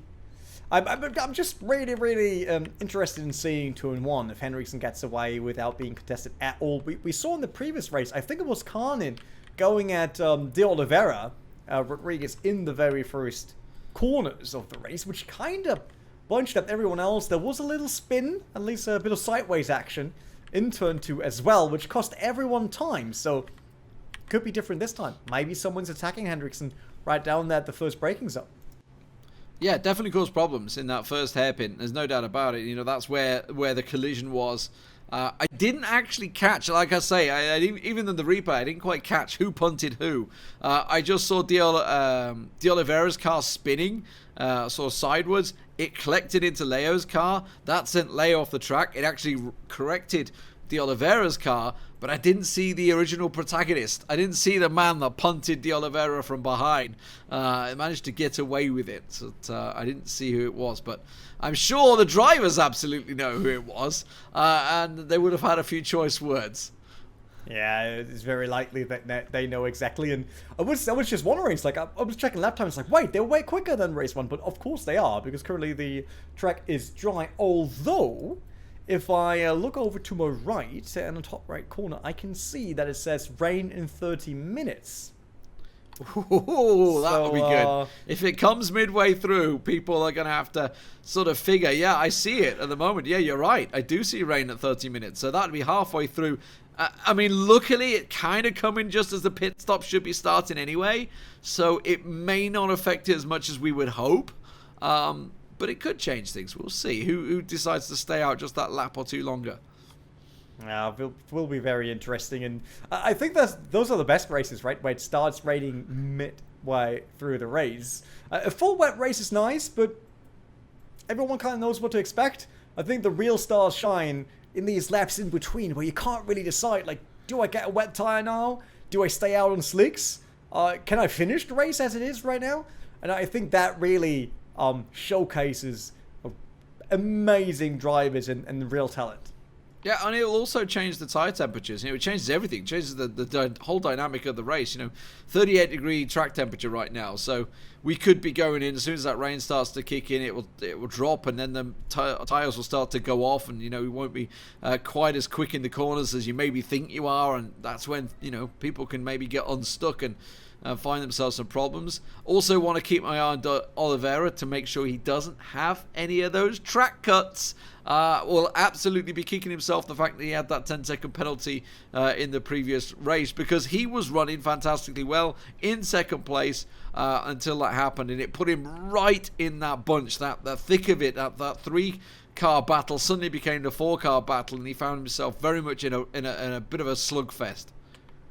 Yes, it will be interesting to see how everyone gets out of lap 1, basically. I think that sets the tone for a race like this, with being 1 hour. Looking at how the previous race finished, we could have seen Felipe maybe changing a position if the race would have gone for another 5 minutes, right? So we got another 15 minutes now on the clock. So let's see if that has an impact on the late game, so to say, if we speak in esports terms, at the end of this race. And if that might change, they should all still run the sprint break pads, even with 1 hour. That should easily work. Probably even with a 2-hour race. I think they can run 3 hours max, kind of on the sprint pads in this series. But yeah, maybe someone has a specific setup now for dry that's a bit more aggressive, right? We see that often, like how much turn-in do you want from the rear of your car? How much toe-in and camber are you willing to use? And in the dry, there could be a huge difference currently in practice session as we're waiting for a few drivers to join. We've got Hendrickson with a 1:22.9. So that's roughly a 4 seconds difference according to rain. I would have expected it to be more, to be honest. What is it? What do you say? It's 122s, yeah, at the moment. They were... What, they were what were we at? 126s, right? 126, I think Hendrickson was doing. He did his fastest, so yeah, not too much off it, but we'll see how they can. The track maybe rubber in. I didn't see how it was at the moment, so maybe it's going to get a little bit better. But I'm just watching. Who am I on board with? De Oliveira, I think I was watching. But yeah, good jump in car and see how Hendrick's doing. Exactly what you're following at the moment. So. See if he can post some of those. He has posted the fastest lap so far, but only just De Oliveira arrived very much behind him, but everybody else is way off. Speaking of way off, De Oliveira just spun. I mean, it's just free practice. He can try out whatever he wants, but yeah, being here in the cockpit of William Hendrickson, we can see the master of race 1 at got work. the fastest. Let's see how he drops. Oh yeah, De Oliveira Rodriguez is a bit quicker in the dry, and that's what I said. What if Hendrickson was just the quickest guy due to either what happened in the first 2 turns or due to raining? And then the question is, will it rain again? Well, I mean, he was the fastest guy in closed quali as well, so you know he's clearly obviously a fast guy, and he was the fastest guy throughout the race. So we've got to assume, as much as I'd like to think there is a chance that somebody's going to threaten him, and there absolutely is. The fact that De Oliveira just went half a second faster in that lap than Hendrickson does tell me that the track may be rubbering in and people are just getting used to this. Or he just went, you know what, I'm going to try it with low fuel just to really mind mess with you. Someone's just having a little spin out the pits there. Nice. Can happen. Happened to a friend of mine in the real race lately, actually. Coming off the pits. I think that must be one of the worst crashes you can have, right? Like he was describing it to me. He basically got off the pit limiter, didn't have traction control on, and the first thing that happens right after the line when exiting the pits was him smashing it into the wall on the left. It's like, nice. Oh, that must feel so bad. It's like, just imagine the comms, right? Like telling your team, like, guys, I left pits. I can still wave at you. Might need a bit duct tape and I kind of just ties. made a big mistake. Yeah. Yeah, I mean, guys looking and saying it's 50 minutes free practice. They're just in a free practice session. We're waiting for actually 2 drivers to join the server, which is what the delay is so far. We will have an hour-long race, which is absolutely going to crucify me as an England fan, is all I'm going to say. This, as an Italian race car, is going to be punishing. Yeah, I just saw it in the chat. Someone was asking like 50 minutes of free practice. It's Paolo, my Portuguese friend, just like, oh, okay. Yeah, we will not run 50 minutes of free practice, obviously. We just wait for the last driver to finally join, and then we're good to go for the Laguna WeatherTech Raceway Laguna Seca. I mean, that's why it's raining. It's the sponsor of the real track is WeatherTech. Could be that. Do they create their own weather? You never know. Let's see who's out there. Hendrickson is back on track once again. How is Woodrow doing? We didn't saw a lot of Ryan Woodrow last race. And then number 68 now.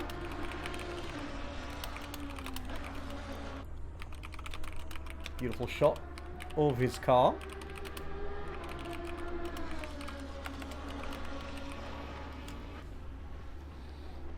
I absolutely love these cameras. Like, Assetto Corsa Competizione has beautiful camera shots. Comes to you being able to enjoy the cars and the liveries.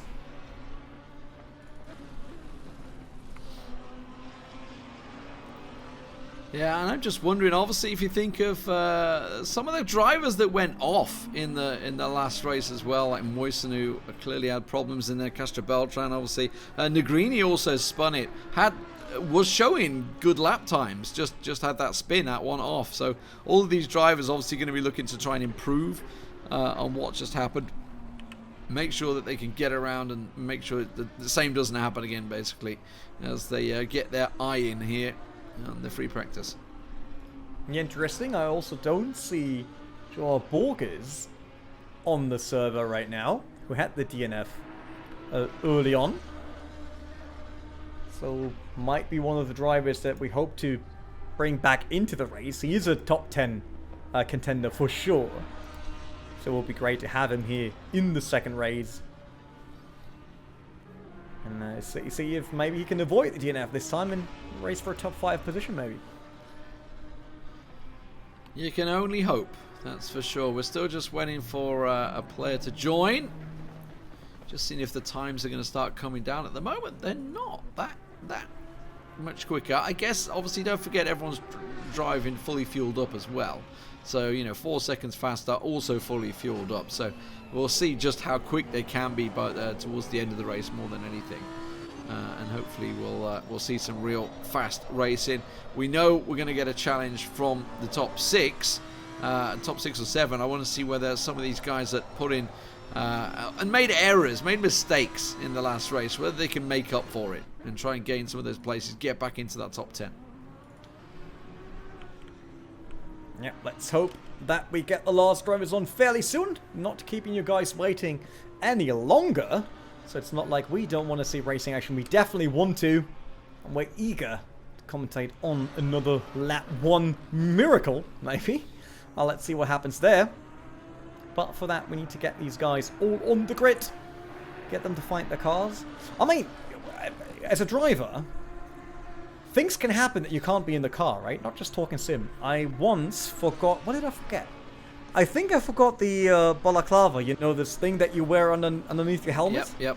The fire safety. Yeah, yep. I was sitting on the grid, in the car, being ready. It's like, that was also my first bigger race where there couldn't be no one next to me on the grid. As in, like, helping. So I was like, I got my stuff on. So I put my gloves on the steering wheel, because early on you always put them somewhere that you don't reach them anymore once you have the seatbelts on. Yeah, like you're in the harness, yeah. So I got everything in place, and I'm like, all right, putting on the helmet, and I'm like, wait, something is missing. So that's the moment I realized the balaclava is not there. And then getting everything off again. Completely having to get out to get it. Trying to get out of the car, running towards the truck, getting it, running back to the car onto the grid, people looking very confused. Looking at you like, what is he doing? Yeah, Has he forgot the toilet or something? Does he suddenly need to go, be caught short? So I'm in the car, getting everything done, the hunt system, like the seat belts, like the harness, everything done in place. And that's when I realized I'm absolutely out of breath. And really, I was sitting in the car like, not sure if I should start the race. That's when I realized would not be bad to do a bit more training. A bit more physio. Might need to do a little bit more work yeah, here. there's more to just being more to it than just being quick in the car. And I have to say, luckily there was obviously the warm-up lap, right? So I could chill a bit in the car, but I it's bet not you were easy. sweating buckets sitting there as well. You just having to do all that in a full stress burnout like mode. Like, oh. I mean, if it was the Nürburgring, at least you got a pretty slow lap to figure out what you got to go. Well, that is true. There was a bit of time. So, we got session start, which means I need to make sure that we set up correctly. Everyone in the cars are flying currently, as they're obviously readjusting the setups. Alright, so we got Hendrickson starting first. Carney in a second, so that's the first starting row. We didn't talk that much about Diego Carney. He has had quite a, let's say, uneventful race for most of the time, besides the start. Felipe in third, then Rodriguez, de Oliveira Rodriguez, Morera, then Leo, Flamga, Woodrow, Miguel, and Camilo to close up the top 10. I see Borges did not return, so he will not have another go. We just lost somebody else as well. Yeah, I think Negrini just DNF'd as well. Wait, is everyone afraid of the rain? They probably all had their dry setups on. Yeah, look, I know, it's raining again, boys. And rain gets more and more. Well, this is why I was saying when we were seeing him go around, I was like, is this happening? I did try and get the information back. Leo didn't get the start off there, so definitely some issues. But we'll see how it goes. As I say, it does start out as they finished. So same sort of setup. So Hendrickson, Canian, Felipe, de Oliveira, Rodriguez, Morera, Leo, and then Flamga, Woodrow, Miguel. As you mentioned, we did lose a couple. So the position's getting a little interesting further back. I'm very interested to see how it goes. I thought if Negrini was in there, he certainly would have been able to make ground because he was certainly posting fast laps, but doesn't look like that's the case. It is going to be an hour-long race as they approach starting grid. Yeah, let's see if it will be a rerun of the first race that we had today, which was kind of a clean start, I would say. Besides that little sideways action and bump, everything else looked absolutely fine from our perspective. So, let's see, Hendrickson will open it up once again. Karnin right next to him. That will be the interesting part now. It's like, what is happening with everyone else there? We see that is Philippe being far on the wall there, on the left, in the yellow car, while the race is underway. And Hendrickson, not as quick a start as previously, but enough to be in front of Carnin. Carnin starting right behind him. Philippe in the yellow car has to open the gap for de Oliveira Rodriguez, who's now up the inside. Can he make the pass, though? It seems like everyone went through quite quickly without any major bumps, and we're underway with race 2. Oh, and Leo just trying to make sure he doesn't go wide as well. Felipe, as you mentioned, getting very close to Carnian, and Morera up behind him trying to work it way round. But this is a great start once again from Hendrickson, isn't it? He is away already. Certainly got his eye on this one. That's a wide run there. I think there's that de Oliveira that just ran wide. I think Woodrow maybe just passed him from 7th place. Definitely a wide exit on the curve. But look at this man. Hendrickson absolutely smashing it well away. Oh, huge crash in the background. Someone went wide in the left-hand kink there. And it seems like that was a major smash there. It's Camilo. Yeah, he went back onto the track, basically, right into a few other drivers. And I fear that there might be a ton of damage. Well, we see Igor de Oliveira Rodriguez being under pressure here by Miguel, who just passed him on the outside there. And, yeah, Oliveira Rodriguez coming in probably too much damage, or not quite sure. Maybe he had the wrong setup? I can't see that happening. I mean, they had 1 minute to prepare, but once again, it is William Hendrickson being the winner in lap 1. Maybe even the winner of the second race, who knows? But a very good start once again. Yeah, but it is Felipe putting a very little challenge onto Carnahan's back there. A little peek towards him. Great to see Ryan Woodrow also being brought into this one now in 6th place up behind Leo as well. But Moreira keeping his eye on what is going on in front of him. A potential podium position for him. That's what he's looking to chase down. He wants to get as many points as he can after getting 50 points in the first race at Monza. Back-to-back winner. Let's have a look at some replays of that first lap.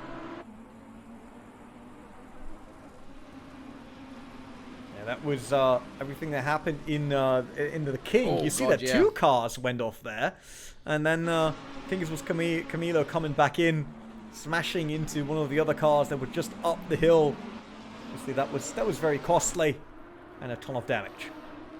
Yeah, just rejoined a little too hastily, straight back in. Trying to get straight back onto the racing line is never really going to work out like that. You have to give them space and just accept the fact that you've ran wide. You are going to lose places. There's no reason to just get straight back on it, because there's no way you'll ever, you're only ever going to connect with someone. It's insane that happened. It shouldn't be happening at this level, in fairness. Just keeping my eye on Moreira. Leia actually, once again, just dipping off a little bit there. So away from this chasing pack. We talked about, we knew this was going to really be the main pack, but it is second down to 5th. That's the real pack, because, as you mentioned, De Oliveira Rodriguez did have that damage early on, had to go for the pits. It's put him out of the run-in, and it does mean that Ryan Woodrow, currently in 6th place, is potentially with a chance at some decent points here. Yeah, it's once again this group that around the top 5, I would say, with Gabriel Philippe in as well, that has probably most pressure on him. He sees Karnin right in front, so it's not too far away, but Hendrickson already up to 2.5 seconds. That guy is on fire at Laguna Seca, especially when it rains, it seems. Yeah, and keep in mind, the second fastest guy in free practice was De Oliveira Rodriguez, and he had already a pit stop. Yeah, Hendrickson is gone, completely gone. 1.277, just on his fastest lap as well in his last lap, and may well continue to smash that, compared to 2nd place on a 128.6. So almost a second a lap faster than 2nd place. And I say that because Felipe is putting the pressure on right now, once again, but it is a tough track to overtake on. Yeah, definitely. There are not many choices of lines, I would say, as most of these corners are quite quick, so you have to nail that one entry to have maximum speed out of the corner. And one of the few chances that would be this one here, obviously, and we saw a few mistakes in the rain happening. Just a couple of different lines there as well. Felipe taking just a slightly different line, trying to go for maybe a bit of a switch back onto Carnahan. But yeah, I mean, it's too big of a hairpin really to try and make that work, unless the driver's made a really big error. And we saw Leo having some serious late braking issues on that same hairpin. It does seem that Carnahan actually got himself a bit of a gap there after making that error, so Felipe's line was actually worse off, and now Moreno is being brought into this one. He wants to put a challenge, just having a little look on the inside, see if you can force Felipe to go defensive. Ooh, almost put a toe onto the gravel as well, and cost himself some places. Yeah, it's not easy there at all. You want to have maximum speed, but you're also getting a bit of dirty air, less error working for you, and then all of a sudden you missed the entry. You kind of sacrificing the exit for that, because he will overshoot the corner going over the curb, and then all kinds of things can happen. We saw that previously already, so it is a prime spot for mistakes, not for overtaking, but for mistakes it is. This left kink up to corkscrew. While we finish our lap 3 for these guys, Ryan Woodrow against Miguel. Seems like Miguel actually passed on the inside there, and Woodrow down to 7th now, if I'm not mistaken. That was quite unfortunate for him there, that bump by Miguel, but Miguel made the pass. That's the 66 car in front. Yeah, it seems like he opened up the door a bit too much there in the last corner, and that allowed Miguel to really dive deep, under braking probably a bit too late to get done cleanly. But SGT Racing, a bit of contact, I would say, is still acceptable. It's amazing the gap that Hendrickson has already developed here over Carnahan. It's incredible, really is. He's half a second a lap, every lap faster. So he's just gone You know, the number 63 car, William Hendrickson, absolutely got this in the bag. And it's going to be a very interesting season to see how this develops, because obviously he wasn't involved in the first race after the connection incident, so Moreira benefited from that. Moreira has top 5 finished in the first race and looking to likely do it once again here in the second race as well, so he will still be the points leader no matter what after the end of today, but Hendrickson definitely will be a challenger to the throne. Yeah, talking about challenger, it seems like De Oliveira is now locked on to Ryan Woodrow, who just lost the position against Miguel previous lap. And he once again has to focus on his rear view mirror, because that is the number 18 car right behind. And he gets the tow down start finish straight, but Woodrow also gets the tow from Miguel. So let's see if that might be enough. I love these reflections on wet tarmac. It's just racing, like pictures of racing in the wet. Moisen in Moisen, the number 70 car. Oh, that's just a little bump in the back of Gonzalez. He is going to maybe benefit from this. Yeah, we'll give the place back on Gonzalez there. So just a little bump in the back as they went into the hairpin. So, you know, good racing there. Just gives the place back to him. Nothing lost from it, and they can go back to the battle. Yeah, some things like that can happen. I mean, they're all on the edge, right? They're all trying to their fastest lap times. So, I think that's quite normal, that sometimes things go wrong, and there's something horribly went wrong there. 2 cars. Yep, that was another spin on the grass. That could be Morales. Could also be Woodrow. No, this it's further back. Yeah, it's going to be Woodrow, I think, that's back there. Let's have a quick look as it shakes itself out. Definitely some contact, and Flamga's just actually passed straight past Moisen there, completely caught him napping going into the corkscrew, so maybe a little shaken about what happened in front of him. Moisen's away, Gonzalez losing the positions, and yeah, I don't know what happened, so that's definitely something that happened further down, but I'm just keeping my eye on Felipe to have a little go at Carnahan here. Second and third place, definitely running close as they approach the hairpin. Oh yeah, and Felipe around the outside a bit later, under braking. Is that enough though? Nope. There is still the car of Carnahan on the inside, and he couldn't really turn it in that much, and he needs to be aware of that, because if he does another of those around the outside dives, then we might see Fidel Moreira showing up the inside as a surprise guest in this fight for second and third and the podium overall. But yes, it was Ryan Woodrow and De Oliveira that are currently down in 10th and 12th now after that contact. Obviously were running pretty well. That's brought quite a few people back into the top 10, so they're certainly happy about it, that's for sure. Moisen, Flamga, Miguel also gaining those places, so getting some real good points off the back of it. That's a mistake. Felipe all over the back of Carnahan. That's a dangerous spot though, going into the corkscrew. Risky move, and he's actually backing out so much that it brought Moreira right into it. They're really going to challenge it. Moreira should get a better exit here, and Felipe on the defensive. Moreira up the inside. I don't quite think he's going to have enough drive to hold this one, but they will be side-by-side connection. Moreira forced off the track by Felipe as they were neck and neck. Yeah, that was very unfortunate here. We see Fidel Moreira sitting there. He saw Felipe doing a mistake at corkscrew. We saw him very much up the inside. He was all the way across the AstroTurf. And then Moreira had the chance, had the better exit from corkscrew, went side by side. But it seems like one of them lost control there. Was a bit too slippery off the line. And all of a sudden, we see Moreira down to 6th now. With that, Lincoln Miguel up 5th all of a sudden. He will be quite surprised about this. I mean, he just took down Woodrow before, and then Woodrow had that little get-together with, I think it was Moisan, or De Oliveira, and it was De Oliveira. And with that, he's well in the top 5. Well, let's just have a look at replay of that. It all started just before the corkscrew, really, and then we saw them coming through. This was further back, actually. This was Woodrow and De Oliveira, I think it was, back on turn 6.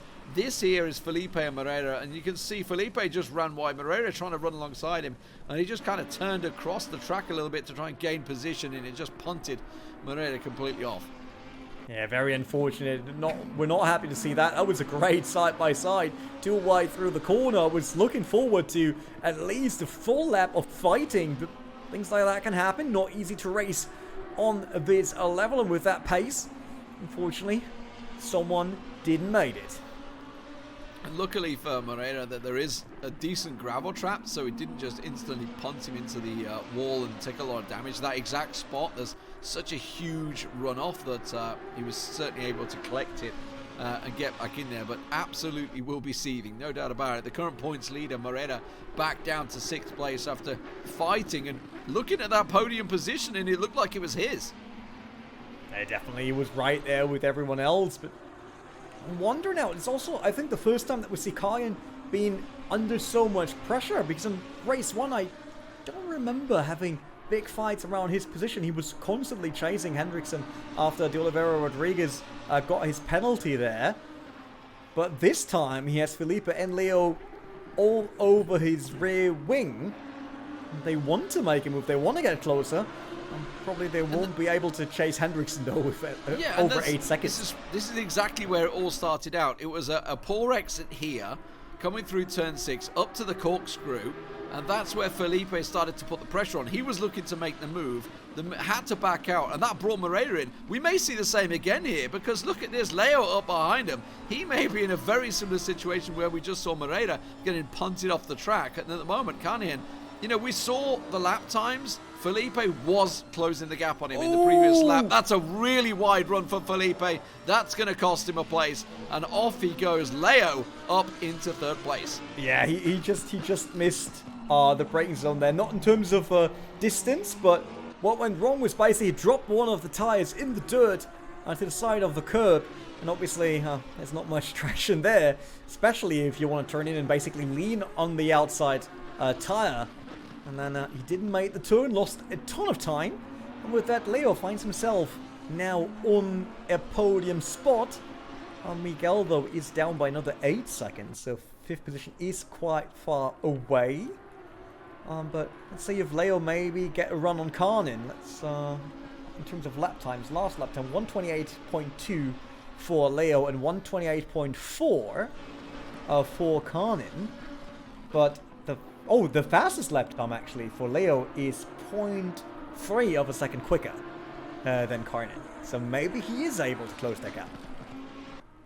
Just to bring it into perspective, obviously Hendrickson running 127.5 seems to be his average lap. I don't know about his fastest lap. His fastest is a 127.3, so over a second faster than these guys at the moment on average. So just absolutely smashing it here, William Hendrickson. The only person that can beat him right now is himself. He's approaching the final corner to go over the line as these guys come round turn 9 and 10 and then up to turn 11 as Hendrickson now just crosses the line. Yeah, Hendrickson, kind of lonely race, I would say. I mean, he already had 45 minutes of being lonely, most of the time, besides some lapping. Now he is right at that 45-minute mark, so in his head he now knows, I just have to do exactly the same again, what I did in race 1, and then I'm all good. Yeah, and it's ironic that the person he's chasing to lap is actually De Oliveira Rodriguez, who was, running in 2nd place in the last race. Obviously, had that crash at the start, had to go in the pits. So I don't know. Maybe he started on the drives. Maybe that was what it was. Started on the drives. Just reading the chat, it does look like Ogrodnikov actually did the same. He started on drives, and I guess he got away with it because he's maximum points at the moment, certainly the top of the table. So definitely interesting, tricky conditions, no doubt about it. Ever changing here at Laguna Seca, and William Hendrickson at the moment, the man of the hour. Everybody else is simply living in his world. Everybody else trying to race it. The main race at the moment is that battle, 2nd, 3rd, and 4th. Felipe just slowly closing back on the pack. But it is Leo and Carnahan now that are racing. Yeah, and they will get more and more rain, at least according to the forecast, as you can see on the top right. So it doesn't show heavy rain just yet, just a bit more rain, it says. So they will be able to handle that, I think. Especially since there shouldn't be any chance for heavy rain for us in the next 43 minutes. At least I wouldn't expect that anymore. Obviously, Leo still looking at Karnin. Looking at 2nd position. Where was Leo previously? Let's see. Well, if you remember, Leo was the one that got knocked off the track in the first sprint race, 45-minute race. He had a great start, started in 3rd place, got himself up to 2nd past De Oliveira, and then got the double shunt came, right? Somebody nudged De Oliveira at the back, which in turn chain reacted into the back of Leo. Leo then got sent spiraling off and went down to 7th place. I think he managed to work his way up to 5th or 6th at the end of the race. So this would be much needed points for him.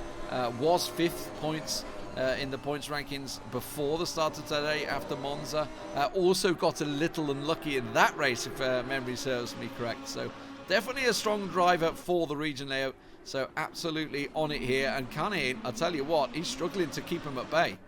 Yeah, it seems like Leo is really quick right now. I mean, in terms of rankings, before going to Laguna Seca, he was in 5th, of following closely to De Oliveira Rodriguez and Felipe, with quite a bit of gap, 6 points actually to Borges. Borges DNF'd in race 1. He's not in for race 2, so he's not really anyone that can challenge Leo right now. So that might be his race here. If he can take down Carlin to close up to Hendrickson, and with Morera once again not being close to the top 3, this will actually throw around our standings before the first big endurance race quite a lot. Yeah, Leo does take a slightly different line of notice into that hairpin than everybody else. He's in a great position to potentially get the switchback, but it's such a huge sort of double curve, effectively, the hairpin is, that, you know, the switchback doesn't really happen because kind of there's always going to be a car blocking the track. So even if you do come out and get great traction, yes, if obviously you can force your opponent to outbrake themselves, which is really his best option right now as he continues to chase. Up to turn 6, you can really make some time up here in turn 6 as you approach up the hill. This time it looks like it's going to be pretty standard. I have noticed kind of has made the odd error there, but they're going to go up the hill, down the corkscrew, and at the moment it is looking pretty good. Both drivers still not really under pressure for Felipe. Felipe is slowly coming back into it, though. You can see him getting closer and closer. Yeah, I think Felipe will take it a bit easier now, like after what just happened when he dropped the tire into the dirt while trying to enter the next corner. That did not work out quite well for him, and that sent him down to 4th, and he's still there, but I'm not quite sure if he really wants to close now, because there's still the pit stops coming up. So if he has a good lap down there and just tries to stay where he is right now, there might be a better chance to attack a bit later after the pit stops, basically. Yeah, great racing. That's a wide run from Carnahan, and Leo looking at a little chance here, possibly for the switchback. He's in a really good position to get alongside, and he absolutely makes it work. The switchback just, a little nudge on the side there, had to avoid the damage, and they're going to be side by side through turn 4. Leo's going to be on the outside, but he will have the inside track now, should have the drive as well to get the race in line, and he will make the position work for him up to 2nd place. Fantastic stuff. Yeah, it was just on the better position to have to go out of that corner. Was closer to the normal, ideal, and perfect line through that turn. And with that, he sent Karnen down to 3rd. And with that, he also sent him right in front of Felipe, who closed up now after that little, I would say, bump cost the drivers a few tenths, maybe. That Felipe is that close now. So this fight once again opened up to 3 drivers. Absolutely, and Felipe will be seeing what's happened and thinking, right, okay, podium position, here we go, because he was already closing the gap on Carnian before he made that mistake. It was him that sort of unforced error, effectively. He outbraked himself and went off on turn 9, so definitely a chance for Felipe to try and gain once again. He had 3rd place in that first 45-minute sprint race as well, so some big points possibly for Gabriel Felipe, who was 3rd in the point standing at the start of today. So 2 potential 3rd places for him would be magnificent and really put pressure onto obviously Moreiro, who, by the way, is back up to 5th place. He's got past Moisen, so he's back up to 5th place now. Yeah, let's see what comes out of this fight. It's still 38 minutes to go, so plenty of time for exciting racing. Well, the camera actually has to go a long way to find our cars again. Let's see if there's anyone else on the track currently close. I'm quickly checking all the lap times. Woodrow actually closest the gap to Gonzalez again. See, last lap was a 1:29.3. Gonzalez a 1:29.8. And the quickest lap time is actually 0.4 quicker for Ryan. We get to see a second time that great overtaking that we had there. 4 podium positions between Leo and Kanin. That was one of the big highlights in this race. Great setup by Leo. He fought his way through, made sure that there was enough space, and then there was a bit of a nudge, as Lee said earlier, but nothing crazy. And both drivers got out of this very well, but I would say Leo absolutely ice cold there, making sure that he's in full control of that maneuver. It didn't look overly aggressive, looked more like calm and collected. Absolutely. Just under 40 minutes to go in this race. And pressure continuing, Carnahan behind. Oh no, tragedy. Felipe just pushing a little too hard. He's got himself a 5-second penalty. And that is going to potentially cost him that podium position. Yeah, that's not what he wants to have. I mean, even with 37 minutes, it's still a lot where he can make things happen. Like 5 seconds in a close field like this, unless you're Hendrickson, basically, where 5 seconds is acceptable. For Felipe, it isn't, because this group around 2nd, 3rd, 4th, 5th, 6th sometimes was always super close, and these 5 seconds that just turned into 10 seconds will hurt him massively when he comes in for the pit stop. Absolutely. He's going to be kicking himself. And that's just a simple case of, obviously, he saw Leo go past and was just trying a little too hard to try and pressure. But obviously, track cuts is a problem. And you know what? It does make your time up, but it's going to cost you in the end. And got to be careful. Got to be careful. We saw the same thing happen to Oliveira Rodriguez, who, by the way, is slowly clawing his way back into the top 10 after his mistake at the start. So very interested to see how he can gain on this one. Yeah, but let's have a look in terms of Moreda. I want to see, is that going to bring him back into it? Absolutely, as he's getting closer and closer to this racing pack. But with De Oliveira Rodriguez, he obviously did his mandatory pit stop very early, I think in lap 1 actually, due to whatever happened, probably dry tires. A wrong decision for what we have on track right now, but Flamga and Castro, where was Flamga? Flamga was 8th, I think.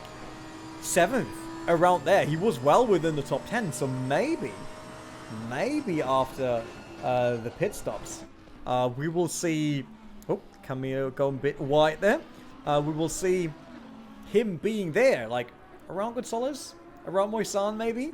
Oh no, going into the corkscrew side by side's always a little dangerous here. Felipe, you've already got that 10-second penalty. Don't make it more, as he just does a little love tap there. Carnahan was sent wide, but Felipe will give the position back. It was once again very risky there, especially in the corkscrew. No, in the dry, the corkscrew is already terrifying. In the wet, that is a completely different beast, and I'm quite surprised that they went for it.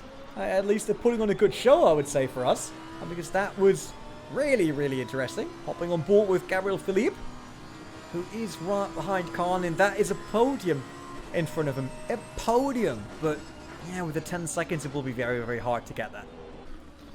So let's have a quick look at the replay here. This was obviously Felipe just turning inside and, you know, side by side into the corkscrew. It's funny, we were talking about it right at the start. Obviously, it's kind of where you get put at the very start of the race when you have to sort of do that warm-up lap. It's just no place to be side by side in that corkscrew. It's not a chicane that's built for it. Definitely not. Like I said, it is one of those chicanes that give you a full sense of security. Like, you launch an attack there, you feel, oh, I'm in a great spot, I can make this work. But with a big dip into that second apex, and the car even bottoming out and all that, everything can happen in a split second. And then you're lucky if you make it out of that turn with the car being 100% condition. Absolutely. Felipe still keeping this chase on. You know, obviously we're talking about the pit stops. We know he's going to be a bit further down. He's got to try and go as quick as he can. And another mistake from Carney in there. This time Felipe will go around the outside. And I got to be honest, I feel Carney is struggling. Yes, he's going to pull in the pits. Yeah, there we see him going into the pits. And I mean, it's fine. We're roughly at a halfway marker. So it's not super early, I would say. Although Flanagan and Castro Beltran are the only ones that went for normal pit stop, not counting De Oliveira Rodriguez with the first lap. But I wonder if William Hendrickson will stay out very long once again. So replay, what we're looking at here. This is De Oliveira having a little go with Gonzalez, I think it is, that he's alongside here. So a little bit of side by side, nice little move in the end. You love to see it. And it's nice racing in the end there to get around the side. I mean, the question is he going to come out on top into turn 11? Should have the inside line, will be able to make it stick. Yeah, kudos to both drivers there. Respected each other, make sure that everyone had enough space while still fighting hard. That was a bit, I guess that was a lap. Was that so? Oh no, that was Canio, yeah, when he pulled into the pits. He probably wanted to go in anyway, and then he had to lift the throttle a bit because he couldn't cross over the tarmac due to Felipe being in the way. Absolutely.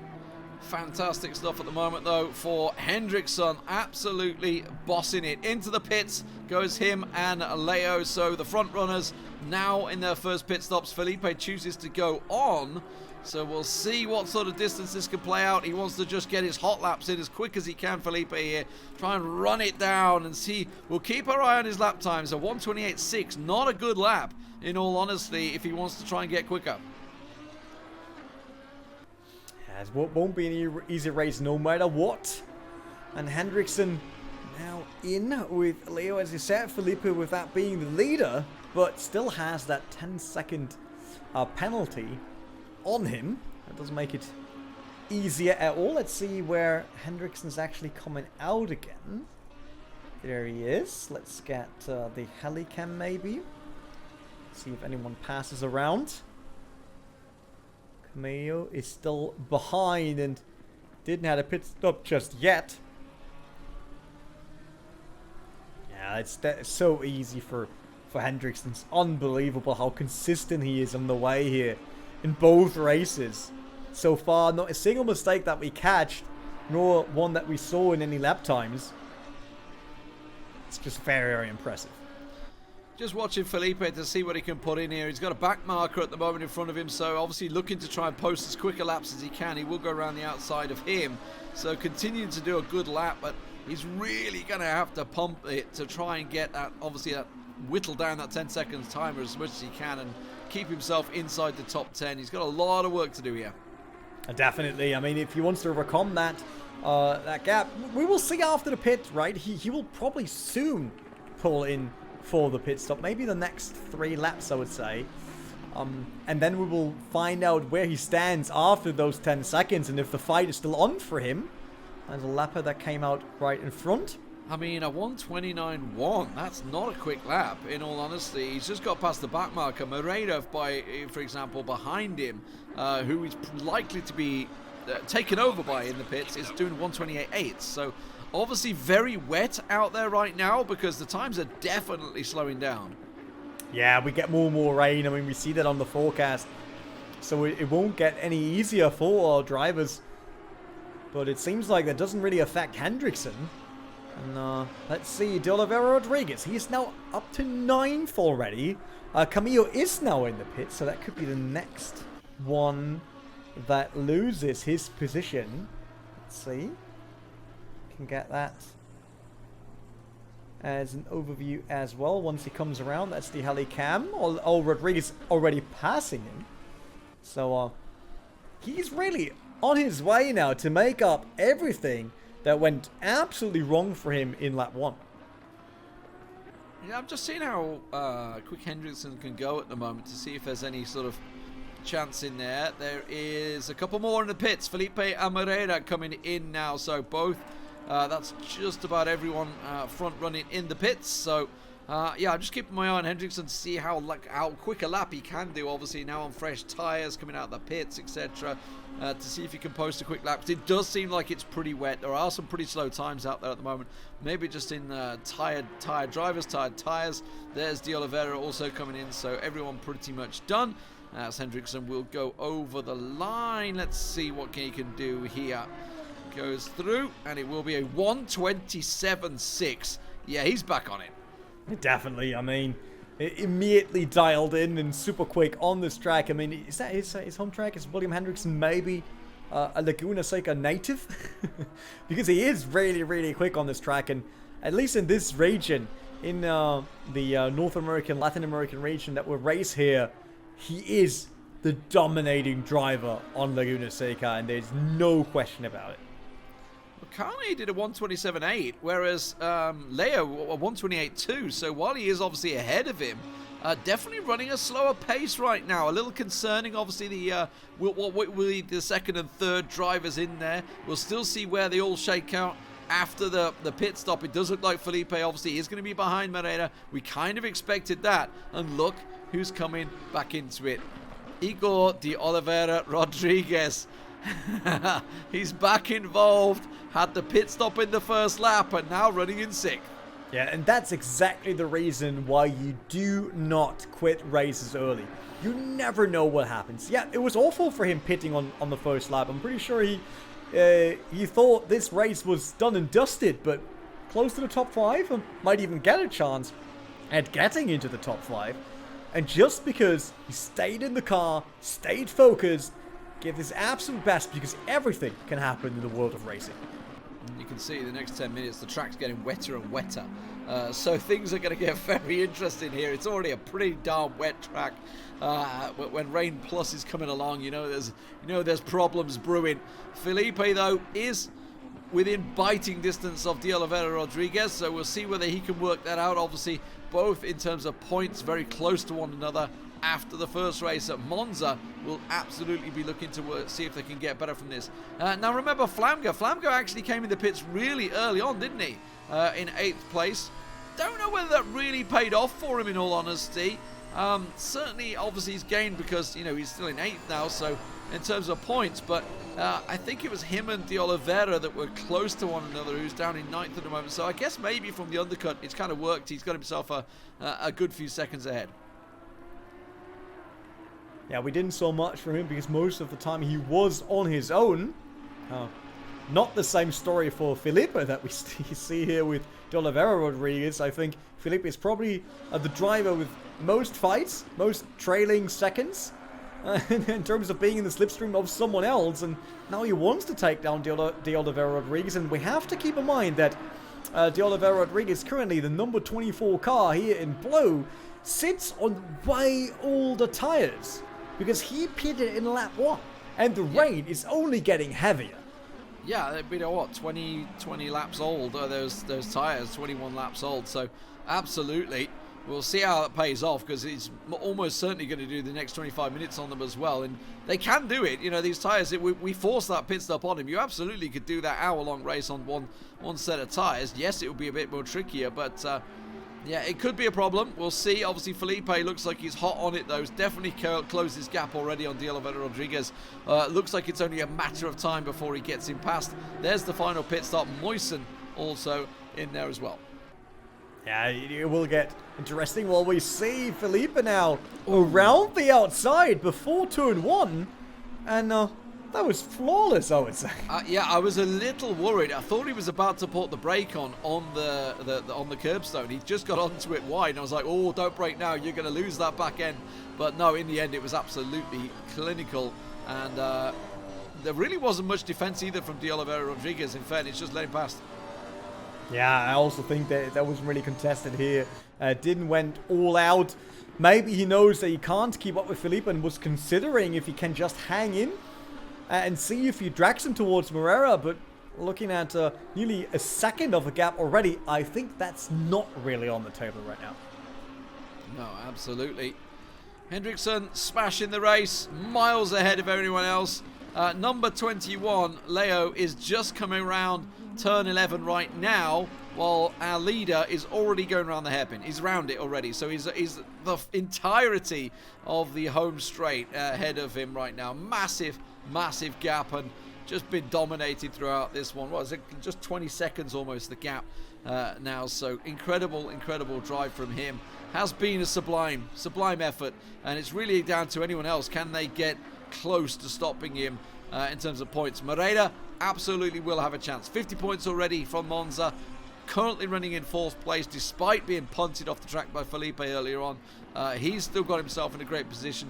A little bit far afield, I think, from catching Carney here. He has got 23 minutes to do it, but I don't feel he's got it in him. If anything, I would say Felipe is gaining on Moreira here. Yeah, I think so. I think Felipe is currently very quick. Last time around, 127.7, with Moreira sitting on the 128.0. So it's not much, but it is there. And Felipe's fastest lap time is also quicker than Moreira's fastest lap time. So let's see, with still 22.5 minutes here, Felipe could close that gap.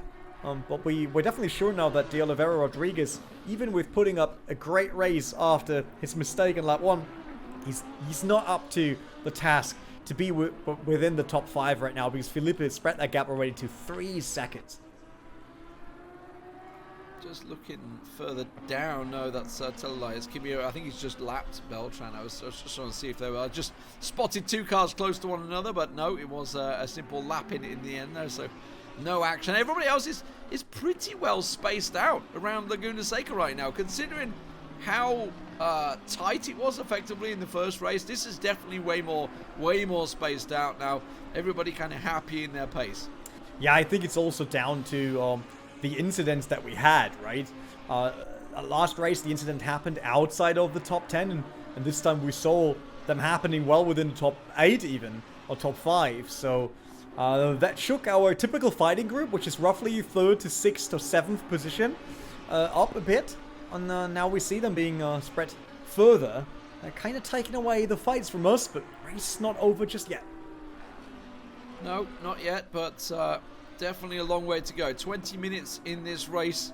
So let's have a look at some of the times that perhaps we can compare and see if anyone is setting anything alight at the moment. Hendriksen's kind of just having his own drive, right? Yeah, you know, 127.9, consistently under 128s as he goes over the line, another 127.8 there. So definitely keeping pace with himself all the way along here.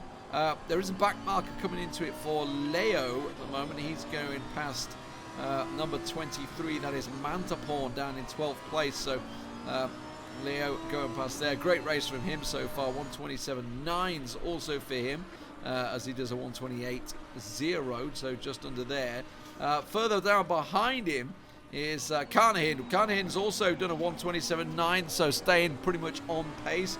Is not that far away in terms of Leo, but obviously did get passed earlier on. I think, in all honesty, he's probably quite happy being here. You know, a 2nd and a 3rd place for Carnahan would be fantastic performance for him coming through. Moreira, who got 50 points at Monza, got himself, I think it was a 4th or a 5th in the previous sprint race, the 45-minute race, and here in the hour long, he's also in 4th place, looking pretty solid overall in terms of times, 127.8, so also doing a fantastic job. Further down the field, who is slowly gaining, I would say, 127.6s to 127.8, so you can see 0.2 taken out in this lap. This is probably where the challenge may come from, and that is Felipe once again and Moreira. They've already connected with each other once today. With just under 20 minutes left, there's time if Felipe can stay consistent. Definitely. I mean, he can close that gap, and with 20 minutes, basically a sprint race still open for him, right? So there is a distance where this could work, and Felipe, in the current circumstances and the drive that he has, I'm pretty sure he's up to challenge Moreira and might even take him down. Mantaporn gets sent down by Moisan, maybe into turn 1 here. That's the 70 car up the inside. Moisan, who had a very late pit stop, but it was enough here down into turn 1 to get 12th position of Pavan Mantaporn, who is now down to 13th, and then we see Castro Beltran. That's not the car on the back, by the way. That's a bit further down.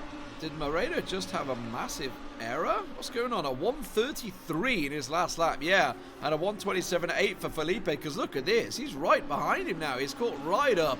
So that gap has just disappeared. Whether Moreno just completely did himself or what, but that was a bad lap, no doubt about it. 1:30.3, way off the pace, and a couple of seconds gained within a lap has put Felipe right in chomping distance. Yeah, he's a lot closer now, and I think that will give him additional motivation, obviously, to get close to Morera, and he knows that there is a chance now, and I think we get the replay of what just happened there to Morera, and why he lost that much time. Let's see. Oh, over the curb. Wide. Yeah, into the dip there. Was that turn? Was that turn 3, 4? No, that was last sector. That was here. That was out like of corkscrew. Yeah. Yeah, he went above the higher curb on the inside, the sausage curb. Yeah. Got bottomed out, and therefore he didn't get it correctly on the exit. Lost a lot of pace there. Not able to really accelerate as hard as he wanted to be. And now he has to face Gabriel Felipe. Lewis Hamilton going over that sausage curb, getting damage to his car maybe. Who knows? We'll see. Definitely brought problems on himself. And Felipe is absolutely feeling it after seeing that. He wants a piece of this. 4th place up for grabs, 17 minutes left. Maybe redeeming ourselves a little bit and getting a bit of action for ourselves, because this race had started to go a little bit stale. And we just saw someone going off track around Carnin. I'm not quite sure who that was. Could have been Camilo, but didn't really catch the number there. Or we see Timothy Flamger in the green. We talked about that green quite a bit early in race 1. And this is the leader since roughly 1.5 hours ago. Yeah, he's never really been challenged, has he? And why not? You know, the fact is, he consistently is placing under 1:28 in laps. Right, lap after lap after lap after lap. Like nobody else is coming close to the consistency that he's been placing, and that's why he's just not even being challenged. You know, he's coming around to lap Castro Beltran, I think, for a second time here. Yeah, like Castro Beltran lost 2 laps already. He did the same in the previous race, so really not really up to running in the rain. Maybe he never practiced in rain. It is completely different. It's not easy. Oh. That was the blue car going up in the background. That's Rodriguez. Yeah, he's off the track. And that looks like a DNF. He's back in the pits. That is De Oliveira Rodriguez. High on the points, out of there. And that was, I was just about to switch camera, and then I saw him flying around there in a spectacular style, I would say. But he was running in seventh place, so De Oliveira will gain for that. I know it's tricky because obviously similar names, but De Oliveira will obviously gain a place up to 7th, Woodrow back up to 8th, Gonzalez 9th, and Camilo now into that top 10. Yeah, it's very unfortunate. I mean, after the drive he just had, and after he stayed in the race for so long trying to catch up to everyone. I mean, his race before everyone else went for the pits was very, very lonely. Probably similar to Hendrickson, just not as satisfying, being on the other side of the tower, basically. But now this race doesn't even end in a good result for him, and that's sad to see. Felipe, though, is gaining. He's still on the back of Morera. There is a back marker coming up. That is Mantaporn that may well cause problems for them. We'll see as he continues to chase on this. As they're... Well, they may pass him. I think they're going to come up on him right into the... potentially into the hairpin. I'm just trying to figure whether they're going to be able to keep up. Probably not the hairpin. It may be further on the corner, which actually may even cause more problems. We'll see how it works out with that back marker. Mantaporn. He has done very well in getting out the way earlier on as Felipe closes once again and Morera around that corner. Yes, this will be interesting when they run up to traffic. It's kind of what we normally see in big endurance multi-class races, right? We have to get through that traffic and you need to make it work for all parties. And in this case, who is the car in front, though? Is that Mantaporn? That could be the 23. Yeah. Who is currently, let's see, Mantaporn is running 130 last lap in 12th position. We're talking about Felipe Morera being 127 and 128. So that's 2 seconds on the single lap.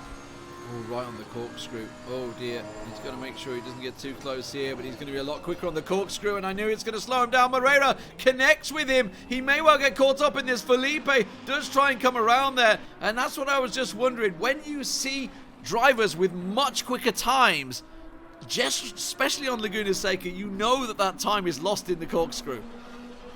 Yeah, it's like that was very unfortunate. I'm not quite sure. I didn't saw it from the perspective we had. If Moreira run into the back of Montepone, I would assume he did, so. absolutely, yeah, absolutely. I've got it on the helicopter cam, and you completely clattered in the back of him. In fairness to him, Montepone was pretty heavy on his brakes, and it just totally caught him off guard. Very lucky that they didn't actually trade places and get caught up in it. Felipe is still looking for that switchback, perhaps, but it does keep him on the back of Moreira. Definitely a little bit closer now, and the pressure consists. I just wonder, I'm just worried, did he take much frontal damage there as he connected on Montepone? Yeah, it's like, especially the front splitter is the crucial part there. When he ran into a different car. I'm quite sure that was not where we wanted to go. This is where we want to be. And Moreira now really under pressure. And I'm not quite sure. Like, normally we should see front splitter on turn-in, but turn-in looks fine. Looks a bit better than Philippe's actually. And once again, as soon as he gets close to a car, a bit of dirty air, doesn't really work as intended. And then he loses out on the quick kink there on the left-hander. And now being back by over half a second. Yeah, out of the picture. We'll see whether he can get back in there. Hendrickson, a 1:28.1. The man is not a machine. He can be slowed down. Maybe just got caught up in some traffic. I don't know. But it finally does do a lap under a 1:28. So, you know what? 10 minutes to go in this race. So he's looking to just back it off. Meanwhile, Leo certainly doing a fantastically job. His best lap is only a 1:27.8. He just did a 1:27.9 a minute ago. He's running in second place. Carnahan is a lot further back. Let's have a look at the replay. This is from when in the corkscrew, so you can see just clacks in behind. And I'll tell you what, Moreira very lucky he didn't get caught up in that accident more. Or even getting a penalty. I mean, yeah. As much as I can understand for a driver that this difference in speed is not easy to judge, but as with every race, right, on one side, the car in front, since this is not multi-class racing, the car in front should pull off the line and let him pass, but on corkscrew, you'll make it even worse going offline because you will return to the apex one way or another and cross it, which makes it way more dangerous, right? So he was trying to go for a normal line, and it was on Moreira here. Being the quicker driver, being the better driver currently on Laguna Seca, he should be in control of such situations. We also get report by Race Control that 24, yeah, that was Igor de Oliveira Rodriguez. We saw him quitting previously. That was situation. Tapped the dirt slightly, and with that, missing the entry for the right-hander and throwing away the car, and that was too much for de Oliveira Rodriguez to take it to today. And due to that, unfortunately, he's out of the race now. Yeah, I mean, you're looking at a 10-race championship. You know, for a driver like that, still in the top 10, there's points to be had. You know, and he was running in 7th place there. He wouldn't have lost too much because there was quite a lot of space in between him. So I was very surprised to see him quit the game after that. Very disappointing, no doubt about it. But at the moment, the real battle is this one for 4th and 5th. But Felipe has backed off a little. Yeah, it's like currently he's not in striking distance. Could have been a bit better without that mistake in Sector 2, but he's still there. He's still quick. 1:28.3 against 1:28.3 on the last lap. So both drivers similar pace. But I would give the upper hand right now to Philippe, but he's also the driver that we see doing most mistakes when chasing someone. Oh, there's a red mistake. Slowing the corkscrew. Felipe right on him, and that brought him right in there. Very slow on the entry to corkscrew Moreira there, and definitely brought Felipe right back into this. Felipe now seeing a real chance to try and get past. Yeah, he's definitely back in this. Like, just as we talk about him, that he might make it back, he is there now, and he is in a position to do something here against Moreira. Not into turn 1 though. Not really getting the run here on start finish straight. He takes a very different line, if I'm not mistaken. We'll see. See, does it? No, he's going to follow pretty much on behind this time. So take it nice and wide, swing across, and yeah, very similar actually past this time. It has taken some very interesting wide, almost doing the wide out and then the sort of sharp cut in effectively to try and straighten it out into a kink effectively, and then just get his foot on the power quicker. Oh, he just caught the inside curb there, Felipe. That's cost him time. Yes, it are these small mistakes that keep him away from getting another position, and that was the same on the previous fights. Like, he is quick enough to close the gaps, but currently he's just too error prone basically to really stay close. I mean, he has 7 minutes now, nearly 8 minutes to close the gap once again, but this race doesn't go on forever. If Philippe wants to get 4th position, then it has to happen soon, and it should happen with the next go actually. Absolutely. Definitely needs to get closer. I mean, time's starting to go against him, right? He was looking good, you know. A mistake from Moreira brought him right back into it, but 7 minutes to go. He's back to having to grind the laps out, and when they're running at, what, 0.2 of a second difference sometimes, you kind of wonder whether there's enough time left overall. For Moreira, he's happy, you know, getting himself put a potential 2 4th places, considering he got sent off the track by Felipe earlier on, let's not forget, Felipe had to serve a 10-second penalty, so he's done a fantastic job to get back to where he is, but maybe just took a bit too much out of his tyres doing it. Yeah, we'll see if it hurts him massively, but so far, I mean, they will cross, let's see, last lap, Felipe lost half a second. That was obviously the mistake he just did. But on a normal good lap, it's also very wet. It's also very wet. And to just put it in perspective, Hendrickson a 128.5, Leo Carnahan 128.2. So much wetter track out there right now, which is why they're going running a little slower. Yeah, we had more of a damp track previously with a lot of rain, but now the track is really wet. We see that there's water standing really everywhere, so you have to avoid those puddles and make sure that works for you. Still a lot of rubber though in the corkscrew. Felipe definitely so much quicker through corkscrew than Moreira. Yeah, but keep in mind that's where he risked it last time and got the penalty. That's true, but clearly has the better entry. Just got to make sure he doesn't cut it. Yeah, look at that. He's once again right at the rear wing of Moreira. But Moreira has the better exit on the start-finish straight each and every time. Wonder if that's a setup difference. Because it helps him. Like, there's never a chance for Philippe to launch it into turn 1, basically. And that keeps Moreira safe for another lap, I would say.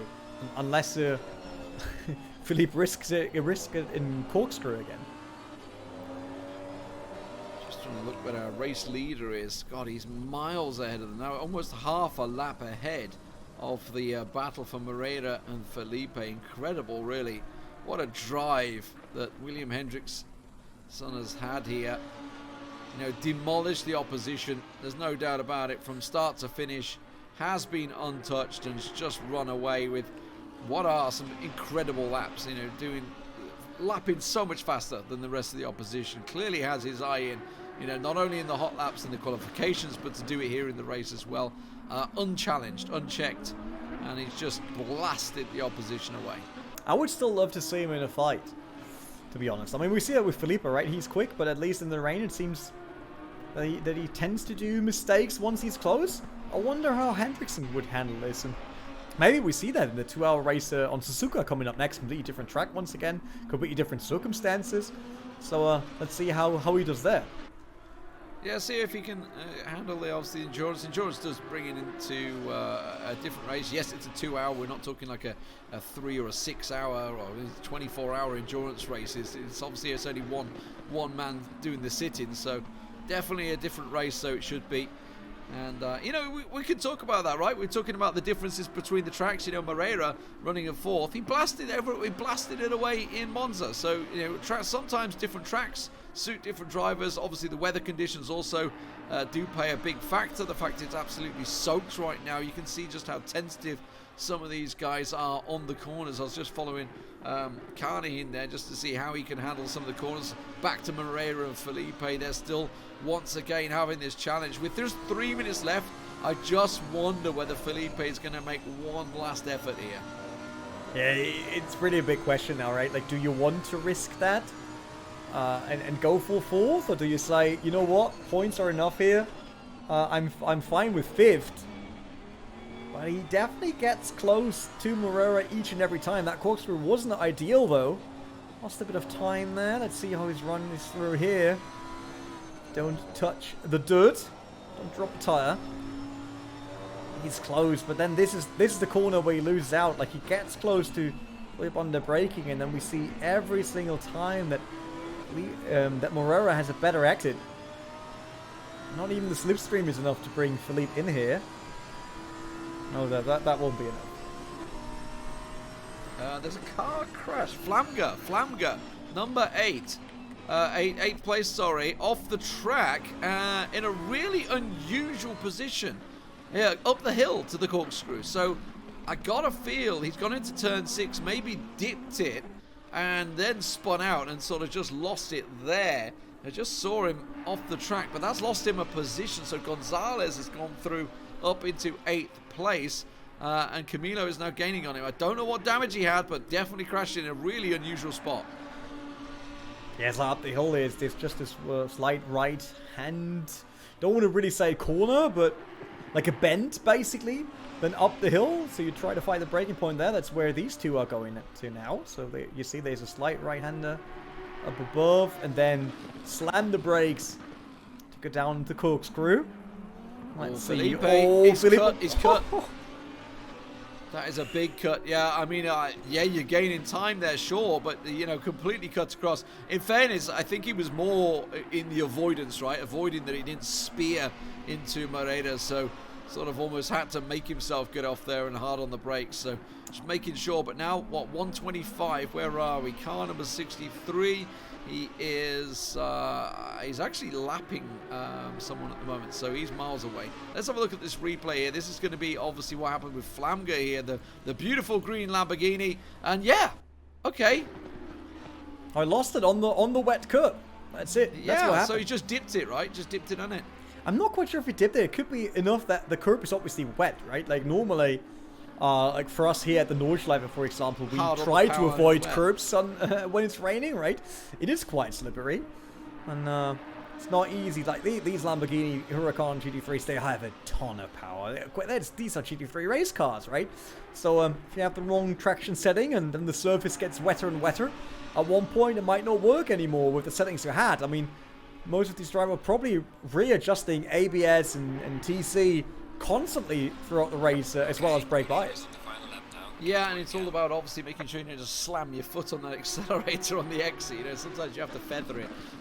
One last chance through the corkscrew perhaps here.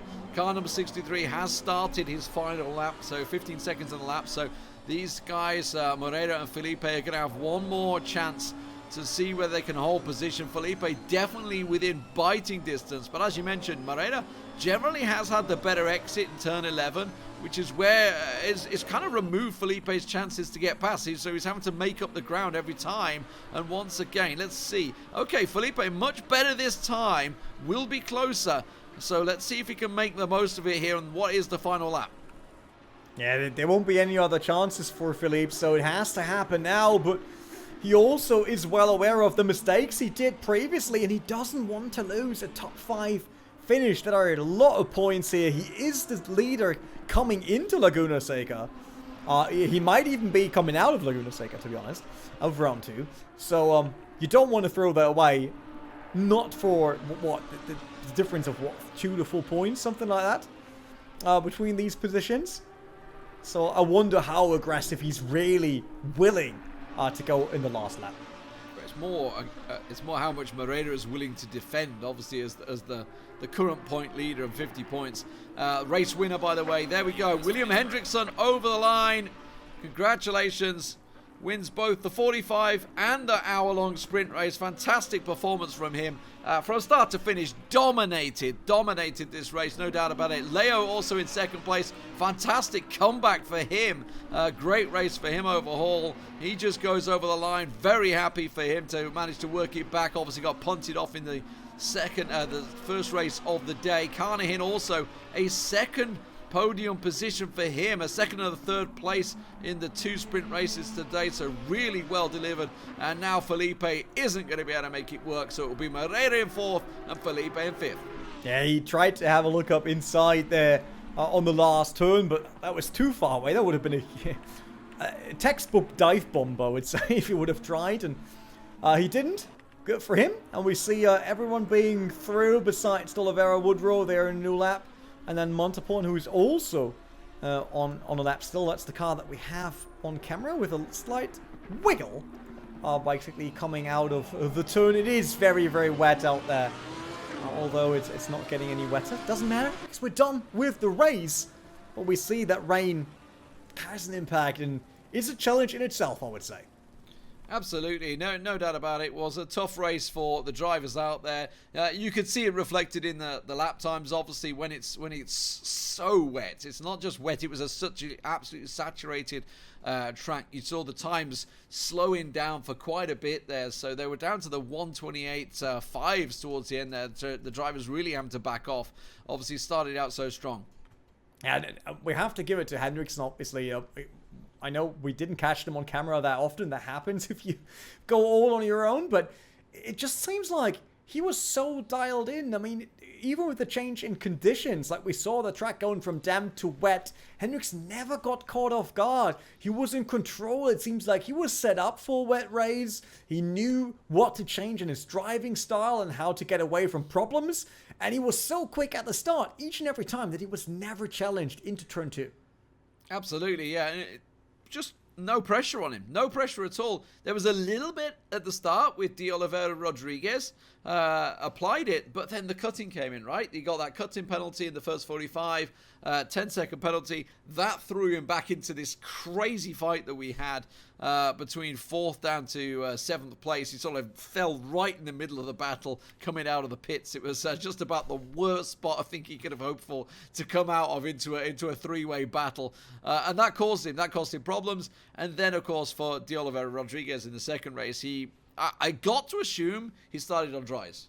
In a wet race, and he caught him out. Yeah, it's probably what happened, right? The only other choice would have been if he did not put any fuel in, which is unlikely, because even if he had the fuel of the first race, he could have gone for 45 minutes, which is enough, right? It doesn't really cause any issues, but he had to pit lap 1. He fought back, loved the comeback he had. That was looking good and solid for a top 10 finish, but then that second mistake, it threw him into the wall, and him then DNFing from the race, and with that, not scoring points in race 2. That will hurt in the long run. You said it's a 10 race shootout, basically, or 20 races then. Oh no, the endurance race are only 1 race. So it's a little less than that. Yeah, I mean, in comparison to the points that we saw for both APAC, obviously, and the European regions, we obviously seen some clear point leaders, right? Whereas for here in the NALA, Moreira was on 50 points at the start of the race. He's just got himself, 2 top 5 finishes. But, Strafaldi, who was second on 36, wasn't even here. Wasn't even in this race. Felipe was on 28 points. He got himself some decent finishes, top 5s, despite the problems he had in there. D'Oliveira Rodriguez, 26 points. He DNF'd. He left. He rage quit the server when he had a crash in 7th place, spun off the track, didn't have any damage, decided, I'm done. Absolutely went there. And now, obviously, we have William Hendrickson who comes in and smashes it. So 50 points for him. Absolutely delivers on the day. This tournament is wide open for this region. Definitely. I will be curious to see where Hendrickson places now after he didn't race in Monza due to the connection issues. Have to give it to him for going out of his way, basically finishing the race. to ensure that no one else gets taken out due to his bad connection. But I just got word that we'll have the highlights for race 1 and 2, so the full package of what happened here in round 2 of Lamborghini The Real Race in Laguna Seca, US. So we should have a look at that.